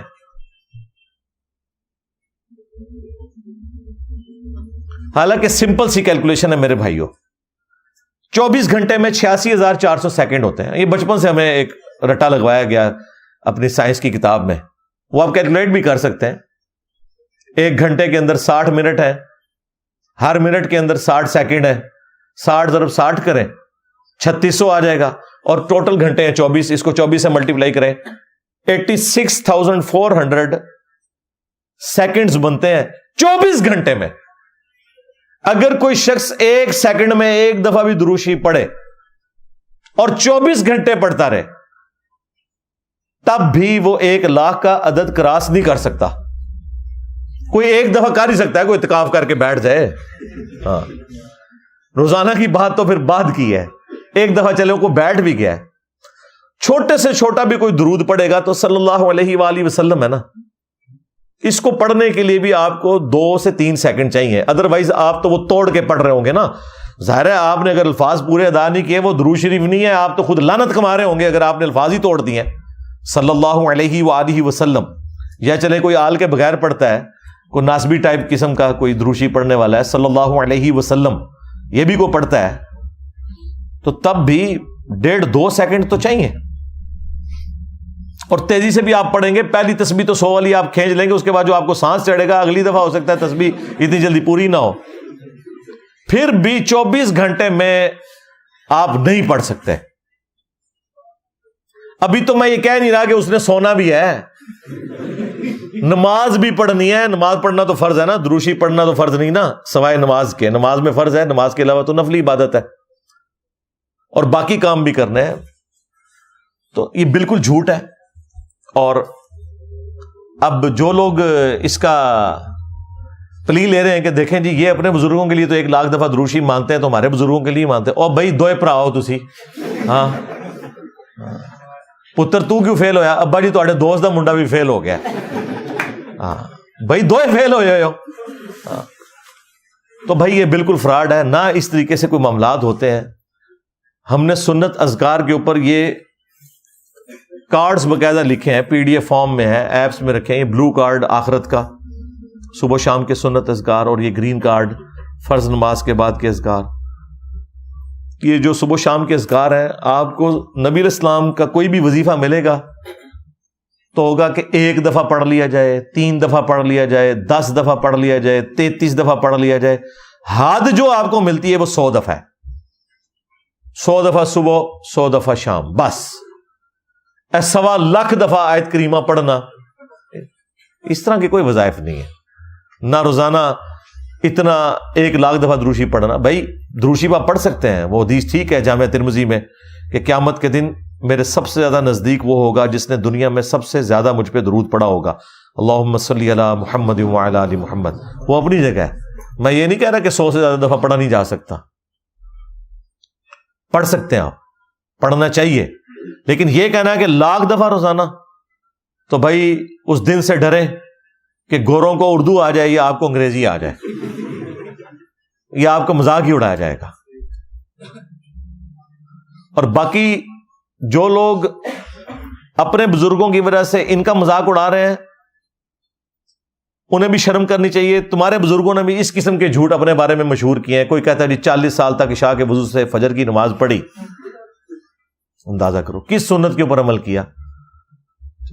بدعت کو انہوں نے نیکی کا نام دیا ہوا ہے. تو یہ اس طریقے سے کہنا کہ جی 1,00,000 دفعہ دروشی پڑھ لیا تو یہ تو اس کے بعد وہ جو بھی خواب بیان کر رہا ہے تو اس کی کریڈیبلٹی آپ خود ہی سمجھ سکتے ہیں. اب ہونا تو چاہیے حکومتی لیول کے اوپر ان لوگوں کو بٹھایا جائے, انہیں کہے کہ ہاں بہ ہیں تھے 24 گھنٹے ہستے ذرا ہاں تے پڑھ اونچی بات ہی ذرا درود شریف میں بھی سنا ذرا 1,00,000 کس طرح پورا ہوتا ہے. اب آپ یہ باتیں کریں کہتے ہیں جی کرامت ہے. اچھا جی کرامت ہے جی بریلویوں کی ہو تو بدعت ہے, تہاڈی ہوتے کرامت ہے. ہاں یہ کون سی کرامت ہے بھائی. ہاں اگر کرامت یہ ہے نا کہ آپ 3 دفعہ سورہ اخلاص پڑھیں اور 1 قرآن کا ثواب تو ٹھیک ہے, سمجھ آتی ہے کہ آپ کے بزرگ 8 قرآن پڑھ لیتے تھے جو فضائل مال میں لکھا ہوا ہے. 8 3 24 دفعہ سورہ اخلاص, لیکن وہ یہ نہیں لکھا ہوا, آپ کو بھی پتا ہے. تو خیر یہ تو آپ دعوت اسلامی والوں کے پاس جائیں تو ان کے پاس تو ایک درود جو ہے وہ 10-10 لاکھ کے برابر ثواب والا موجود ہے. ادھر تو پیکیج ہی بڑے فٹ قسم کے ہیں. ہاں جس طرح یہ تو صحیح پیکیج ہے نا جو بخاری مسلم میں ہے کہ جو 1 دفعہ سورہ اخلاص پڑھتا ہے 3/4 قرآن کے برابر ہے. تو دعوت اسلامی والوں نے تو باقاعدہ وہ درود شریف کے کارڈ ہم خود بھی پڑھتے تھے, جناب اتنے لاکھ دفعہ درود پڑھنے کا ثواب 1 دفعہ پڑھ لو. تو میرے خیال ہے طارق جمیل صاحب کو اس مولانا صاحب سے پوچھنا چاہیے کہ 1,00,000 دفعہ گنتی کر کے پڑھتے ہو یا کوئی ایسا درود پڑھتے ہو جس کا ثواب 1,00,000 کے برابر ہے. ہاں یہ بھی ہو سکتا ہے. ہاں جے بچانا جے نا انہوں تے یہی کہو, ہاں ورنہ کوڑ مار رہے جے سارے. آخری علمی پوائنٹ نمبر 8 اور وہ اسی کے ساتھ جو جڑا ہوا کہ نبی الاسلام کی خواب میں زیارت ایک سینسٹیو ٹاپک ہے, لیکن اس ٹاپک کی کریڈیبلٹی اب یہ رہ گئی ہے کہ اگر بریلوی دیکھیں تو دیوبندی کہتے ہیں یہ جھوٹ بول رہے ہیں, انہوں نے نبی الاسلام کو نہیں دیکھا. اور اگر دیوبندی دیکھ لیں تو بریلوی کہتے ہیں کہ یہ جھوٹ بول رہے ہیں. اہل حدیث تو ویسے ہی نہیں ہونا, وہ یہی کہیں گے نا, کہتے ہیں انہوں نے کتوں زیارت ہونی ہے, یہ تو منکر نے. اس سے زیادہ پھر اب اس کی کیا اہمیت رہے گی کہ جب آپ ایک دوسرے کے نہیں مان رہے. آپ دیکھ رہے ہیں وہ باپا جانی کی بھی ویڈیو باقاعدہ ایک بندہ سامنے کھڑا ہوتا ہے جی باپا جانی مجھے نبی الاسلام کی طرف سے آپ کے لیے ایک پیغام ملا ہے جی, الیاس قادری کو میرا سلام کہنا اور انہیں کہنا کہ دین کا کام اسی طریقے سے کرتے رہو. توبہ توبہ, اے دین کا کام پہ کرتا جے بندہ. بابا جی کی گھوڑی یہ جڑے تانوں اس قسم کے تعویذات پہ دسدا اے دین دا کام ہو رہا جے. اندازہ کرو, اللہ سے ڈرو یار, دین کا اس سے تعلق ہے. ٹھیک ہے, جو جہاں کی سٹوریاں سنانا اور اس کو آپ نے دین بنا دیا. نبی علیہ السلام کہیں گے کہ اے کام جاری رکھ تو, توبہ توبہ توبہ. اندازہ کریں. تو یہ خواب سارے بیان کرتے ہیں. یہاں پہ بھی یہ جو طارق جمیل صاحب کو اگر کسی نے بتایا بھی تھا بھائی خواب اس لیے نہیں آپ نے لوگوں کو بیان کرنے ہیں, اگر سپوز ٹھیک بھی ہو تب بھی یہ اس شخص کے لیے بشارت ہے. اس کو پبلکلی نہ ذکر کریں, کیونکہ اگر آپ ذکر کریں گے تو اس کا مطلب یہ ہے کہ پھر دوسروں کو بھی آپ موقع دیں گے کہ جب وہ ذکر کریں تو پھر آپ بھی مانیں گے. اور بیک وقت اگر دونوں کے خواب ایک دوسرے کے مخالف پارٹیوں کے صحیح نکل آتے ہیں تو اس کا تو بڑا خطرناک مطلب نکل رہا ہے کہ آپ دونوں ہی جھوٹ بول رہے ہیں, کیونکہ دونوں ٹھیک نہیں ہو سکتے. دونوں ٹھیک تو آپ ایک دوسرے کو مانتے ہی نہیں ہیں. ہاں آپ دونوں کے خراب ہونے کے اوپر باقی فرقوں کا اتفاق ہوگا تو یہ آپ گھڑ رہے ہیں, یا پھر یہ ایک سمجھ لیں پیورلی ایک میڈیکل ایشو ہے نبی الاسلام کی زیارت کے حوالے سے جو اکثر لوگوں کے ساتھ ہوتا ہے. خواب میں آج بھی نبی الاسلام کی زیارت ممکن ہے, لیکن اس کی چند شرائط ہے ان کے ساتھ. ہم اہل حدیث والا موقف نہیں رکھتے کہ بھی صرف صحابہ کر سکتے تھے, نہیں. صحابہ کے بعد بھی کئی لوگوں نے زیارت کی ہے، احادیث کی کتابوں میں نقل ہوئی ہے، لیکن وہ شرائط کے ساتھ ہوگا۔ بخاری اور مسلم دونوں میں حدیث ہے، اللہ کے محبوب صلی اللہ علیہ وآلہ وسلم نے فرمایا کہ خواب جو ہے یہ نبوت کا 46واں حصہ ہے، یعنی غیبی خبروں کا 46واں حصہ ہے خواب۔ انبیاء کے کیس میں تو وحی الہی ہوتے ہیں، ان میں شیطان کی کوئی دخل نہیں ہے، لیکن غیر انبیاء کا خواب بھی نبوت کا یعنی غیبی خبر کا حصہ ہے۔ لیکن وہ ساتھ ہی بخاری مسلم میں ہے کہ خواب کی پھر 3 اقسام ہیں، اللہ کی طرف سے، شیطان کی طرف سے، اور نفس کی طرف سے۔ جو آپ زیادہ سوچتے ہیں وہی آپ کو خواب میں نظر آ جاتا ہے۔ جب آپ روزانہ بیٹھ کے یہ وظیفہ کر رہے ہیں کہ اس وظیفے سے مجھے نبی علیہ السلام کی زیارت ہونی چاہیے، اور اتنا آپ اس کو سوچتے ہیں تو کچھ نہ کچھ تو خواب میں نظر آ جائے گا۔ اور شیطانی خواب کے بارے میں نبی علیہ السلام نے فرمایا کہ 3 دفعہ تھوک لو بائیں طرف، یعنی پریکٹیکلی نہیں، بس ایسے کر لیں 3 دفعہ، اور اس برے خواب کا ذکر کسی سے نہ کرو۔ بخاری مسلم دونوں میں حدیث ہے، نبی علیہ السلام نے فرمایا کہ میری وفات کے بعد اب نبوت کی خبروں میں سے صرف خواب، مبشرات باقی ہیں۔ پوچھا کہ مبشرات کیا ہیں؟ تو فرمایا خواب جو اللہ تعالیٰ اپنے بندوں کو دکھائے گا۔ لیکن ظاہر ہے کہ جب تک وہ اسٹیبلش نہیں ہوتا آپ کنفرم تو نہیں بتا سکتے۔ خواب میں اگر آپ کو مستقبل کی کوئی خبر دی گئی ہے تو اس کا یہ قطعاً مطلب نہیں کہ یہ پریکٹیکلی ہو بھی جائے گی، جب تک ہو نہ جائے۔ ہو جائے تو پھر آپ کہہ سکتے ہیں ہاں جو خواب میں نے دیکھا تھا وہ بالکل درست تھا۔ تو غیبی خبر خواب کی شکل میں آج بھی جاری ہے، اور اسپیسیفکلی نبی علیہ السلام کے حوالے سے بخاری مسلم میں موجود ہے، اللہ کے محبوب صلی اللہ علیہ وآلہ وسلم نے فرمایا جس شخص نے مجھے خواب میں دیکھا میری شکل میں تو اس نے مجھی کو دیکھا، میری شکل میں شیطان نہیں آ سکتا۔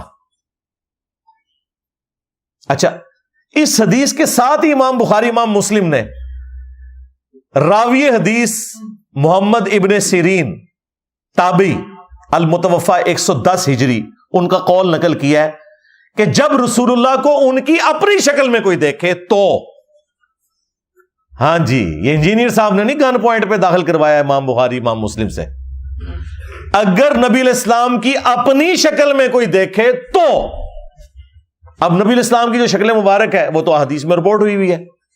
ہمیں کئی لوگ ملے ہیں وہ کہتے ہیں ہم نے نبی علیہ السلام کو کلین شیو دیکھا ہے، وہ بیچارے ڈرتے ہوئے، پھر ہم نے بتایا کہ یار کوئی پریشانی والی بات نہیں، تم نے نبی علیہ السلام کو نہیں دیکھا۔ وہ کہتے ہیں یہ حدیث، او بھائی اس حدیث کا یہ مطلب نہیں ہے، یہ ہے کہ اگر کوئی شخص رسول اللہ صلی اللہ علیہ وآلہ وسلم کو ان کی اپنی اس شکل میں دیکھے جو شکل مبارک آپ کی احادیث میں رپورٹ ہوئی ہے۔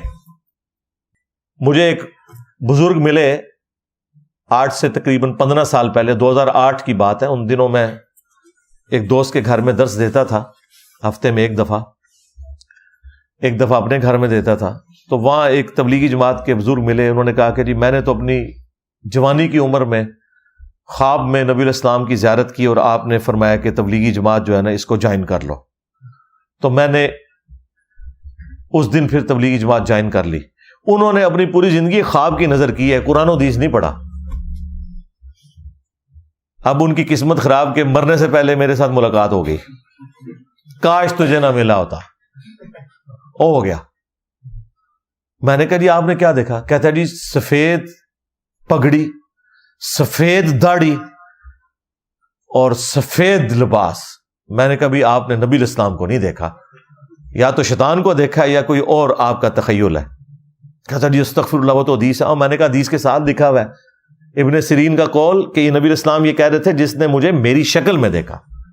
تو میں نے کہا نبی علیہ السلام کی تو شکل مبارک یہ نہیں ہے۔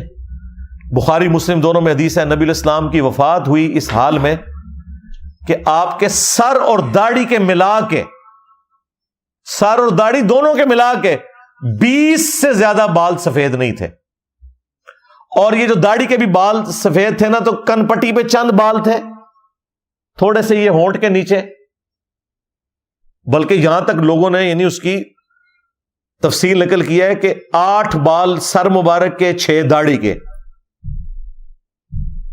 اتنے تھے تقریباً۔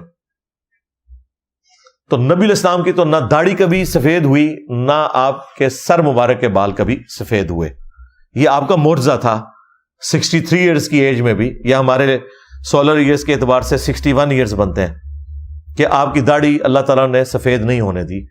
یعنی آپ کو اللہ تعالیٰ نے حسن عطا فرمایا تھا کہ آپ کی داڑھی، یعنی میری داڑھی کے اس سے زیادہ بال سفید ہو چکے ہیں. اور یہ جو سفید داڑھیوں میں نبی الاسلام کو دیکھ رہے ہیں تو نہیں دیکھ رہے. اللہ کے بندوں، سفید داڑھی میں تو آپ کا اپنا کوئی قریبی آدمی کچھ عرصے بعد آپ کو ملے نا تو آپ نہیں اسے پہچان سکتے، کیونکہ آپ کا ذہن ایکسیپٹنس ہی نہیں دیتا کہ یہ وہی بندہ ہوگا. تو نبی الاسلام کو اگر آپ کے اصحاب بھی سفید داڑھی میں دیکھیں نا خواب میں، تو وہ بھی ایک دفعہ پہچاننے سے انکار کر دیں گے. انہوں نے تو نبی الاسلام کو اس طرح دیکھا ہی نہیں ہوا، انہوں نے جھوٹ مشہور کر دیا، فلاں کی زیارت ہوگی، فلاں کو زیارت ہوگی، فلاں کو زیارت ہوگی. رائے ونڈ والوں کو زیارت ہوتی ہے کہ جتنے اس سال اجتماع میں آئے وہ بخشے گئے، اور ملتان اجتماع والوں کو زیارت ہوتی ہے جتنے ادھر آئے وہ بخشے گئے. اور دونوں ایک دوسرے کے بارے میں ایکسیپٹنس یہ دیتے ہیں کہ رائے ونڈ کے جو حضرات ہیں وہ کراچی مرکز مدینہ میں جا کے مدرسۃ المدینہ میں نماز نہیں پڑھا سکتے، اپنی بھی انہوں نے پڑھن دینے بڑی گل ہے، اور نہ الیاس قادری صاحب رائے ونڈ میں آ کے جماعت کروا سکتے ہیں. اور دونوں کے دعوے سنے کہ نبی الاسلام جو ہے وہ صحابہ سمیت ہمارے اجتماع میں آتے ہیں. یہ سب کا سب فراڈ چل رہا ہے بھائی، اللہ سے ڈر جائے. اکثر لوگ جھوٹ بولتے ہیں اور باقی لوگوں کا دماغ کا تخیل ہوتا ہے. دماغ ان کا وہ دماغ کی لو چٹخ گئی ہوتی ہے، وہ مفتی کہتا ہے نا چٹخ گئی، یہ چٹخے ہوئے ہوتے ہیں سارے. اس طرح نہیں ہوتا. میں یہ نہیں کہہ رہا کہ جھوٹ بول رہے ہیں، یہ آپ نے ذہن میں رکھنا ہے. یعنی وہ ڈاکٹر طاہر القادری صاحب نے جو کہا نا کہ نبی الاسلام نے مجھ سے ٹیکسی کا کرایہ مانگا خواب میں، اور وہ پورے کا پورا بالکل ٹھیک کہہ رہا ہے، لیکن صرف فرق یہ ہے کہ نبی الاسلام نہیں تھے، شیطان نے آ کے نا تیرے ساتھ کھیلا ہے، بس یہ ہوا ہے تیرے ساتھ. کیونکہ نبی الاسلام نے اپنی شکل مبارک کی گارنٹی دی ہے کہ میری جو اپنی شکل ہے اس میں شیطان نہیں آ سکتا. اور وہ شکل مبارک جو احادیث میں آئی ہے اس کے مطابق جب بھی آئیں گے نبی الاسلام تشریف لے کے آئیں گے. وہ آپ کو کنفرم کرنا ہوگا احادیث کی روشنی میں. آنا آپ نے پھر بھی کتابوں کی طرف ہی ہے، بابوں سے آپ کو پھر بھی ہٹنا پڑے گا. اور اس طرح کے کئی خواب صحابہ کرام کو، تابعین کو، تبع تابعین کو، بعد کے لوگوں کو آئے ہیں، اور واقعی جینوئنلی نبی الاسلام کی زیارت ہوئی ہے. وہ ایسی خبریں اس میں ملی ہیں جو درست نکلی ہیں. لیکن اب جو اتنی بڑی فرقہ واریت کی دراڑ ہے، اس میں اگر آپ اس طرح کے خوابوں کو لے کے چلیں گے تو بھائی پھر ہر فرقے کے پاس اپنے خواب ہیں. سیدھی سی بات ہے. شیعہ کے پاس چلے جائیں تو آپ ان کی سٹوریاں سنیں، ان کے تو سٹیل کے پنجوں میں سے خون نکل رہا ہوتا ہے. امام حسین علیہ السلام تو آئے دن ہی کسی کو اپنی زیارت کروا دیتے ہیں. بس وہ سوچتے ہیں نا زیادہ، ان کو حضرت ابوبکر عمر کی تو زیارت نہیں ہونی نا، جن کے بارے میں سوچتے ہیں انہیں کی زیارت ہونی ہے. بریلوی بھی نبی اسلام کے بارے میں سوچتے رہیں گے، پھر وہ دروشی بھی ان کو پھر وہ وظائف بھی بتائے ہوئے جی کرتے رہے کچھ نہ کچھ تو دماغ میں آ ہی جانا ہے نا. اور یہ پیورلی میڈیکل ایک فینومینا ہے، نفس کی طرف سے جو اس طرح کا معاملہ ہوتا ہے، یا شیطان کی طرف سے یہ ہوگا کہ وہ کہے گا اچھا میں اس سے کھیلتا ہوں اور اس کو یہ کرواتا ہوں. اس کو تو چھوڑ دیں آپ. غلام احمد قادیانی دجال، اس نے تو بیداری میں ذل محمد ہونے کا دعویٰ کر دیا تھا. خواب تو چھوڑ دیں، اس نے تو کہا تھا کہ میں محمد ہوں جو اس شکل میں دوبارہ سے آ گیا ہوں. تو خواب میں نہیں شیطان آپ کے ساتھ کھیل سکتا، اور کھیلتا ہے ان کے ساتھ بہت زیادہ. ظاہر ہے کہ جب آپ کے پاس قرآن و سنت کے دلائل ختم ہو جائیں پھر خواب ہی آپ کو بیان کرنے پڑیں گے. ایک بریلوی عالم ہے ظہور احمد فیضی صاحب حافظہ اللہ تعالی، ہمارے اچھے دوست ہیں. وہ میرے پاس آئے تو میں نے ان سے ذکر کیا، میں نے کہا یار یہ آپ کے جو بریلوی خواب کہتے ہیں فراڈ ہے، سارا جھوٹ ہے، اس طرح خواب آتے ہیں. اب ظاہر ہے کہ وہ سب کے سامنے تو اس طرح بات نہیں کرتے، لیکن ظاہر ہے پھر انہوں نے ایک بڑی علمی بات کی. وہ کہنے لگے انجینئر صاحب دیکھیں، جب نبی علیہ السلام کے قریبی زمانہ تھا نا تو لوگ حدیثیں گھڑتے تھے. کیوں؟ حدیث گھڑنے کے لیے نا انہیں 5-6 بندوں کے نام یاد کرنے پڑتے تھے. مطلب ایک تابعی نے اگر کوئی حدیث گھڑنی ہے تو ایک صحابی کا نام مینشن کر کے نبی علیہ السلام تک پہنچا دے گا، تبع تابعی 2 بندے ڈال لے گا، اس سے بعد میں آنے والا 3 بندے ڈال لے گا. اب 1400 سال بعد کم از کم 20-25 بندے بیچ میں داخل کرنے پڑیں گے، تب جا کے کوئی روایت گھڑی جائے گی. تو انہوں نے کہا ٹھیک ہے شارٹ کٹ مارتے ہیں، سندے چھوڑو ڈائریکٹ کو کہ خواب میں مجھے حضور کی زیارت ہوئی. تاکہ کام بھی ختم ہو جائے. وہ کہتے ہیں اس وجہ سے آپ دیکھیں گے آج کل لوگوں کو زیادہ خواب آتے ہیں. اس کی وجہ ہے کہ پہلے لوگ حدیثیں گھڑتے تھے, اب اتنی لمبی سند کون کاٹ کے بیان کرے, ویسے ہی ریجیکٹ ہو جائے گی. حدیث کی کتابیں بھی فریز ہوئے آلموسٹ سمجھ لیں 1000 سال سے زیادہ ہو چکے ہیں. بعد کی جتنی کتابیں وہ تو سیکنڈری بکس ہیں نا. مشکات سیکنڈری بک ہے, 700 سال پہلے لکھی گئی. اس میں ان کی اپنی تو کوئی حدیث نہیں ہے. انہوں نے بخاری سے, مسلم سے, ابو داؤد سے, ترمذی سے, وہی پہلے 300 سال میں جو حدیث کی کتابیں جمع ہو گئی, کیونکہ ادھر سے سند پہنچائی جا سکتی تھی. اب کون سند پہنچائے؟ تو اب وہ کہتے ہیں یہ خواب گھڑتے ہیں تاکہ سند والا مسئلہ ہی ختم ہو جائے. ڈائریکٹ زیارت ہوئی ہے جی منو, اور آگے بیان کر دے. لیکن ساتھ ہی ساتھ یہ یاد رکھیں, میں قطعاً اس ایکسٹریم پہ نہیں ہوں کہ نبی الاسلام کی زیارت نہیں ہو سکتی. بالکل ہو سکتی ہے. ہمارے کئی اسٹوڈنٹس کو ہماری اس دعوت حق سے متعلق نبی الاسلام کی زیارت ہوئی ہے. کئی لوگ ایسے ہیں جو میرے مخالفین تھے, انہیں نبی الاسلام کی زیارت ہوئی اور ہماری اس دعوت کے ساتھ اٹیچ ہوئے. لیکن میں نے کبھی بھی کسی کو مینشن کر کے اس طرح کے واقعات نہیں سنائے. یہ میں جنرل صرف اس لیے ذکر کر رہا ہوں تاکہ آپ کو بتاؤں کہ کیا اگر ان خوابوں کی ایک لسٹ میں دیوبندیوں کی تبلیغی جماعت کی ٹرم میں کارگزاری کے نام سے شائع کر دوں, یا بریلویوں کی جماعت کی ٹرم میں دعوت اسلامی کی مدنی بہاریں اس نام سے جاری کر دوں, تو کیا بریلوی دیوبندی ہمارے اس پلیٹ فارم کے ساتھ اٹیچ ہو جائیں گے؟ وہ کہیں گے بھائی یہ کوئی دلیل نہیں, قرآن و سنت سے دلیل پیش کرو, تم جھوٹ بول رہے ہو, اور تجھے بھی جھوٹ بول رہے ہو. پھر تو جو چیز آپ دوسرے کی ماننے کے لیے تیار نہیں ہے اپنی کو پیش کرتے ہیں. ہم تو قائل ہیں بھائی. صحیح مسلم کے اندر مقدمے میں امام مسلم لے کے آئے ہیں, 2 تابعین تھے, انہوں نے ملاقات کی آپس میں, اور ان میں سے ایک شخص نے جو ابن ابی عیاش ہے اس کا ذکر کیا کہ اس سے میں نے حدیثیں نوٹ کی ہیں, اور ساتھ اس نے کہا کہ میں نے خواب میں نبی صلی اللہ علیہ وآلہ وسلم کی زیارت کی, تو آپ صلی اللہ علیہ وآلہ وسلم سے ریکویسٹ کی کہ یا رسول اللہ میں نے 1000 حدیثیں نوٹ کی ہیں, ذرا آپ مجھ سے سن لیں. تو میں نے خواب میں وہ 1000 حدیثیں نبی علیہ السلام کو سنائی, بیداری میں نہیں. وہ جلال الدین سیوطی کا ہی جھوٹ ہے. خواب میں, خواب تو برحق ہے.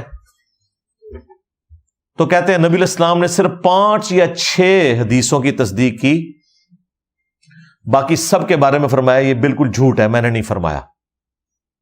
اور ظاہر ہے وہ راوی بھی کذاب ہے, ابن ابی عیاش. یہ وہی خبیث ہے جس نے حضرت عمر کے اوپر تہمت لگائی کہ انہوں نے حضرت فاطمہ کو قتل کیا دروازہ پھینک کے, جو شیعہ لے کے پھرتے ہیں. جعلی روایت. ابان بن ابی عیاش. تو یہ ابان بن ابی عیاش وہ کذاب راوی, اس کے بارے میں وہ امام مسلم نے اس سے ثابت کیا کہ نبی الاسلام نے بھی اس کو کذاب کے طور پر ٹریٹ کیا. اس کے بعد ایک اور مثال سنن نبی داؤد کے اندر ایک صحابی کہتے ہیں کہ نبی الاسلام نے فرمایا جو ایک دفعہ پڑھ لے صبح و شام, لا الہ الا اللہ وحدہ لا شریک لہ لہ الملک ولہ الحمد وہو علی کل شیء قدیر. صبح پڑھ لے تو شام تک اللہ تعالیٰ کی حفاظت میں رہے گا, اسے 10 غلام بنو اسماعیل میں سے آزاد کرنے کا ثواب ملے گا, 10 نیکیاں ملیں گی, 10 گناہ معاف ہوں گے, 10 درجات بلند ہوں گے. شام کو پڑھ لے تو صبح تک کے لیے یہی معاملات. تو اب یہ بہت بڑی فضیلت تھی. تو امام داؤد نے اس کے ساتھ نقل کیا ہے کہ ایک شخص کو نبی الاسلام کی خواب میں زیارت ہوئی, اور اس نے کہا کہ یا رسول اللہ آپ کے ایک صحابی آپ صلی اللہ علیہ وآلہ وسلم سے یہ حدیث بیان کرتے ہیں, تو کیا واقعی آپ کی حدیث ہے؟ تو آپ نے فرمایا ہاں یہ میری حدیث ہے, اور یہ جو میں کلمات کہہ رہا ہوں اس کے فضائل تو بخاری مسلم میں بھی آئے ہیں, سمجھ بھی آتی ہے. لیکن سند پہلے چیک ہوئی ہوئی ہے, سند بالکل ٹھیک ہے, نبی الاسلام کی زیارت ہوئی. تو امام داؤد نے بھی اپنا عقیدہ دیا کہ نبی الاسلام کی خواب میں زیارت تبع تابعین کو بھی ہو سکتی ہے, بعد کے لوگوں کو بھی ہو سکتی ہے, بلکہ یہ تو ظاہر ہے وہ بہت بعد کی بات کر رہے ہیں. پھر مسند احمد میں جو حدیث ہے, نبی الاسلام کی وفات کے 50 سال کے بعد حضرت عبداللہ ابن عباس نے جو خواب دیکھا تھا کہ نبی الاسلام نے خون کی ایک شیشی اٹھائی ہوئی ہے, اور فرمایا کہ میں نے عرض کی اے اللہ کے رسول آپ کی یہ جو پرانگدہ حالت ہے تو آپ کو کس نے غمناک کر دیا؟ تو آپ نے فرمایا میں صبح سے حسین اور اس کے ساتھیوں کا خون سمیٹ رہا ہوں کربلا میں. وہ کہتے ہیں میں نے وہ دن اور تاریخ یاد رکھی اور گھبرا کے جب دوپہر کے وقت اٹھا میں نے وہ نوٹ کر لیا. کچھ عرصے بعد پھر خبر پہنچی. ظاہر ہے اس زمانے میں تو کمیونیکیشن اتنی فاسٹ نہیں تھی, تو پتہ چلا کہ واقعی اس دن حسین ابن علی اور ان کے ساتھیوں کو شہید کیا گیا کربلا میں, رضی اللہ عنہم اجمعین وعلیہم السلام اجمعین. تو یہ نبی الاسلام کی وفات کے 50 سال کے بعد ابن عباس نے خواب میں دیکھا. تو ایک صحابی نے بھی یعنی یہ خواب نقل کیا اپنا اور مسند احمد میں آیا. تو 3 تو میں نے آپ کو حدیث کی کتابوں سے مثال دے دی. چوتھی مثال لے لیں,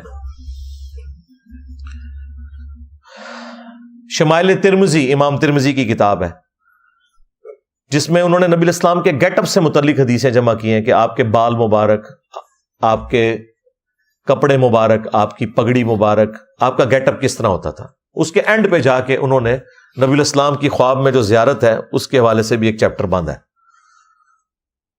اس میں وہ امام ترمذی نقل کرتے ہیں کہ ایک تابعی جو مصحف لکھا کرتے تھے, کاتب تھے, وہ ابن عباس کے پاس حاضر ہوئے اور کہا کہ میں نے خواب میں نبی الاسلام کی زیارت کی ہے. تو ابن عباس نے کہا کہ مجھ سے خواب بیان کرو, کیونکہ میں نے نبی الاسلام سے سنا ہے جس نے خواب میں میری زیارت کی اس نے مجھے کو دیکھا, میری شکل میں شیطان نہیں آ سکتا. اچھا یہ لفظ لکھنے میں ہے خواب, خوا واو الف با, لیکن پڑھنے میں یہ خواب ہے, واو سائلنٹ ہو جاتا ہے, خواب پڑھا جاتا ہے یہ لفظ اردو میں. خواب, خواب نہیں ہے, خواب, لکھنے میں خواب ہے. تو پھر انہوں نے وہ پورا نقشہ بیان کیا. یہ سب سے وہ تگڑی حدیث ہے جس میں نبی الاسلام کا پورا گیٹ اپ آیا کہ آپ کی داڑھی مبارک کس طرح کی تھی, آپ کی آنکھیں مبارک, آپ کے چہرے کے پوری کی پوری تفصیلات اس حدیث میں آئی ہیں.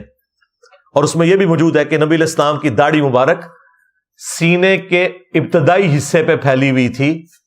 وہاں پہ تو ویسے لفظ ہے نہر تک تھی. یہ نہر, یہ جو ہلکا سا گڑا بنتا ہے سینے اور گلے کے جوڑ پر.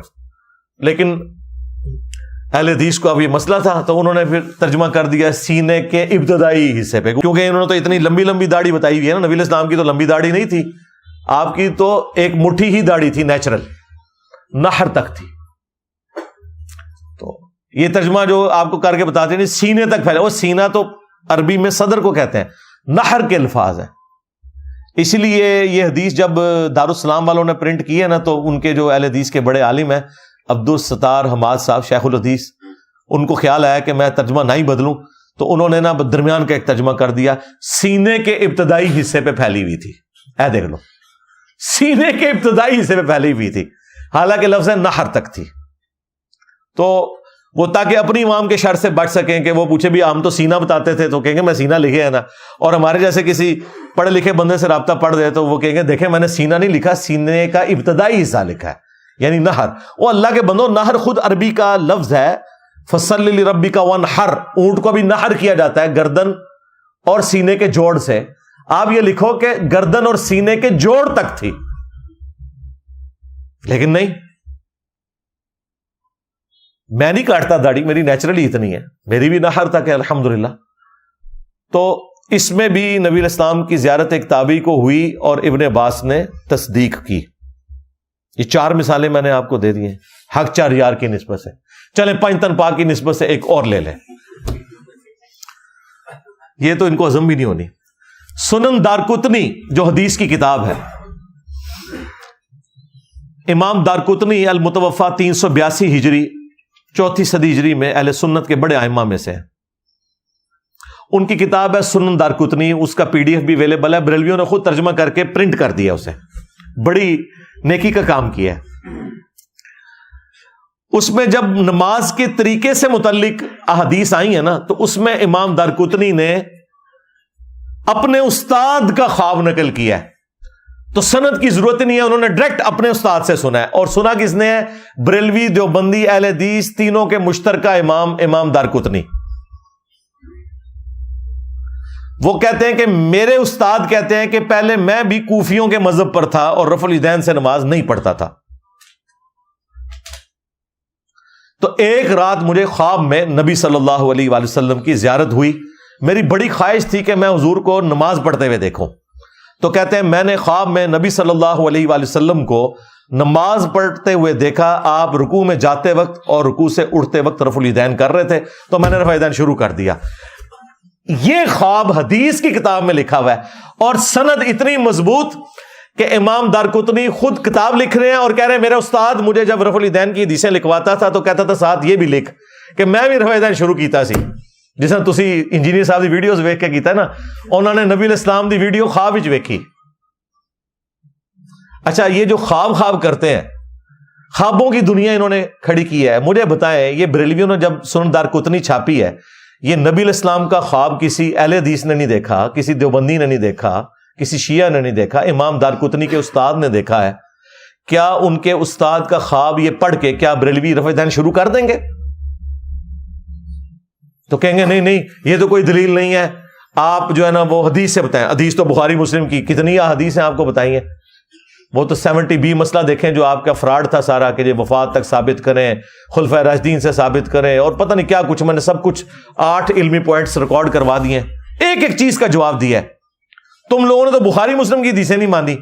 چلے خوابوں میں چلنے والے ہو تو ہم تو اب خواب بھی دکھا رہے ہیں, اور کیا چاہتے ہو؟ تمہارے بابوں کے خواب جن کو شاید نماز بھی نہ صحیح طریقے سے آتی ہو, اس کے اوپر تم نے اپنا پورا فرقے کھڑے کیے میں, اور ہم آپ کو امام دارقطنی کے استاد ایک محدث کا اوریجنل خواب بتا رہے ہیں حدیث کی کتاب سے, کہ انہوں نے نبی علیہ السلام کو خواب میں رفع الیدین سے نماز پڑھتے ہوئے دیکھا ہے. تو تم رفع الیدین شروع کیوں نہیں کرتے؟ ٹائم قیامت تک جواب دینا نہیں اس گل دا.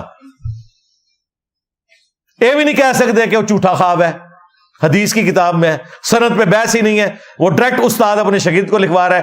استاد بھی امام ہے حدیث کا, شاگرد کی تو کتاب ہے اپنی. دیکھا کیسی بند گلی میں چلے گئے. اوے پہ گیا جے تواڈے بزرگاں نو, پہ گیا جے, اوے پہ گیا جے تواڈے پیواں پیراں نو سر نکلو باہر.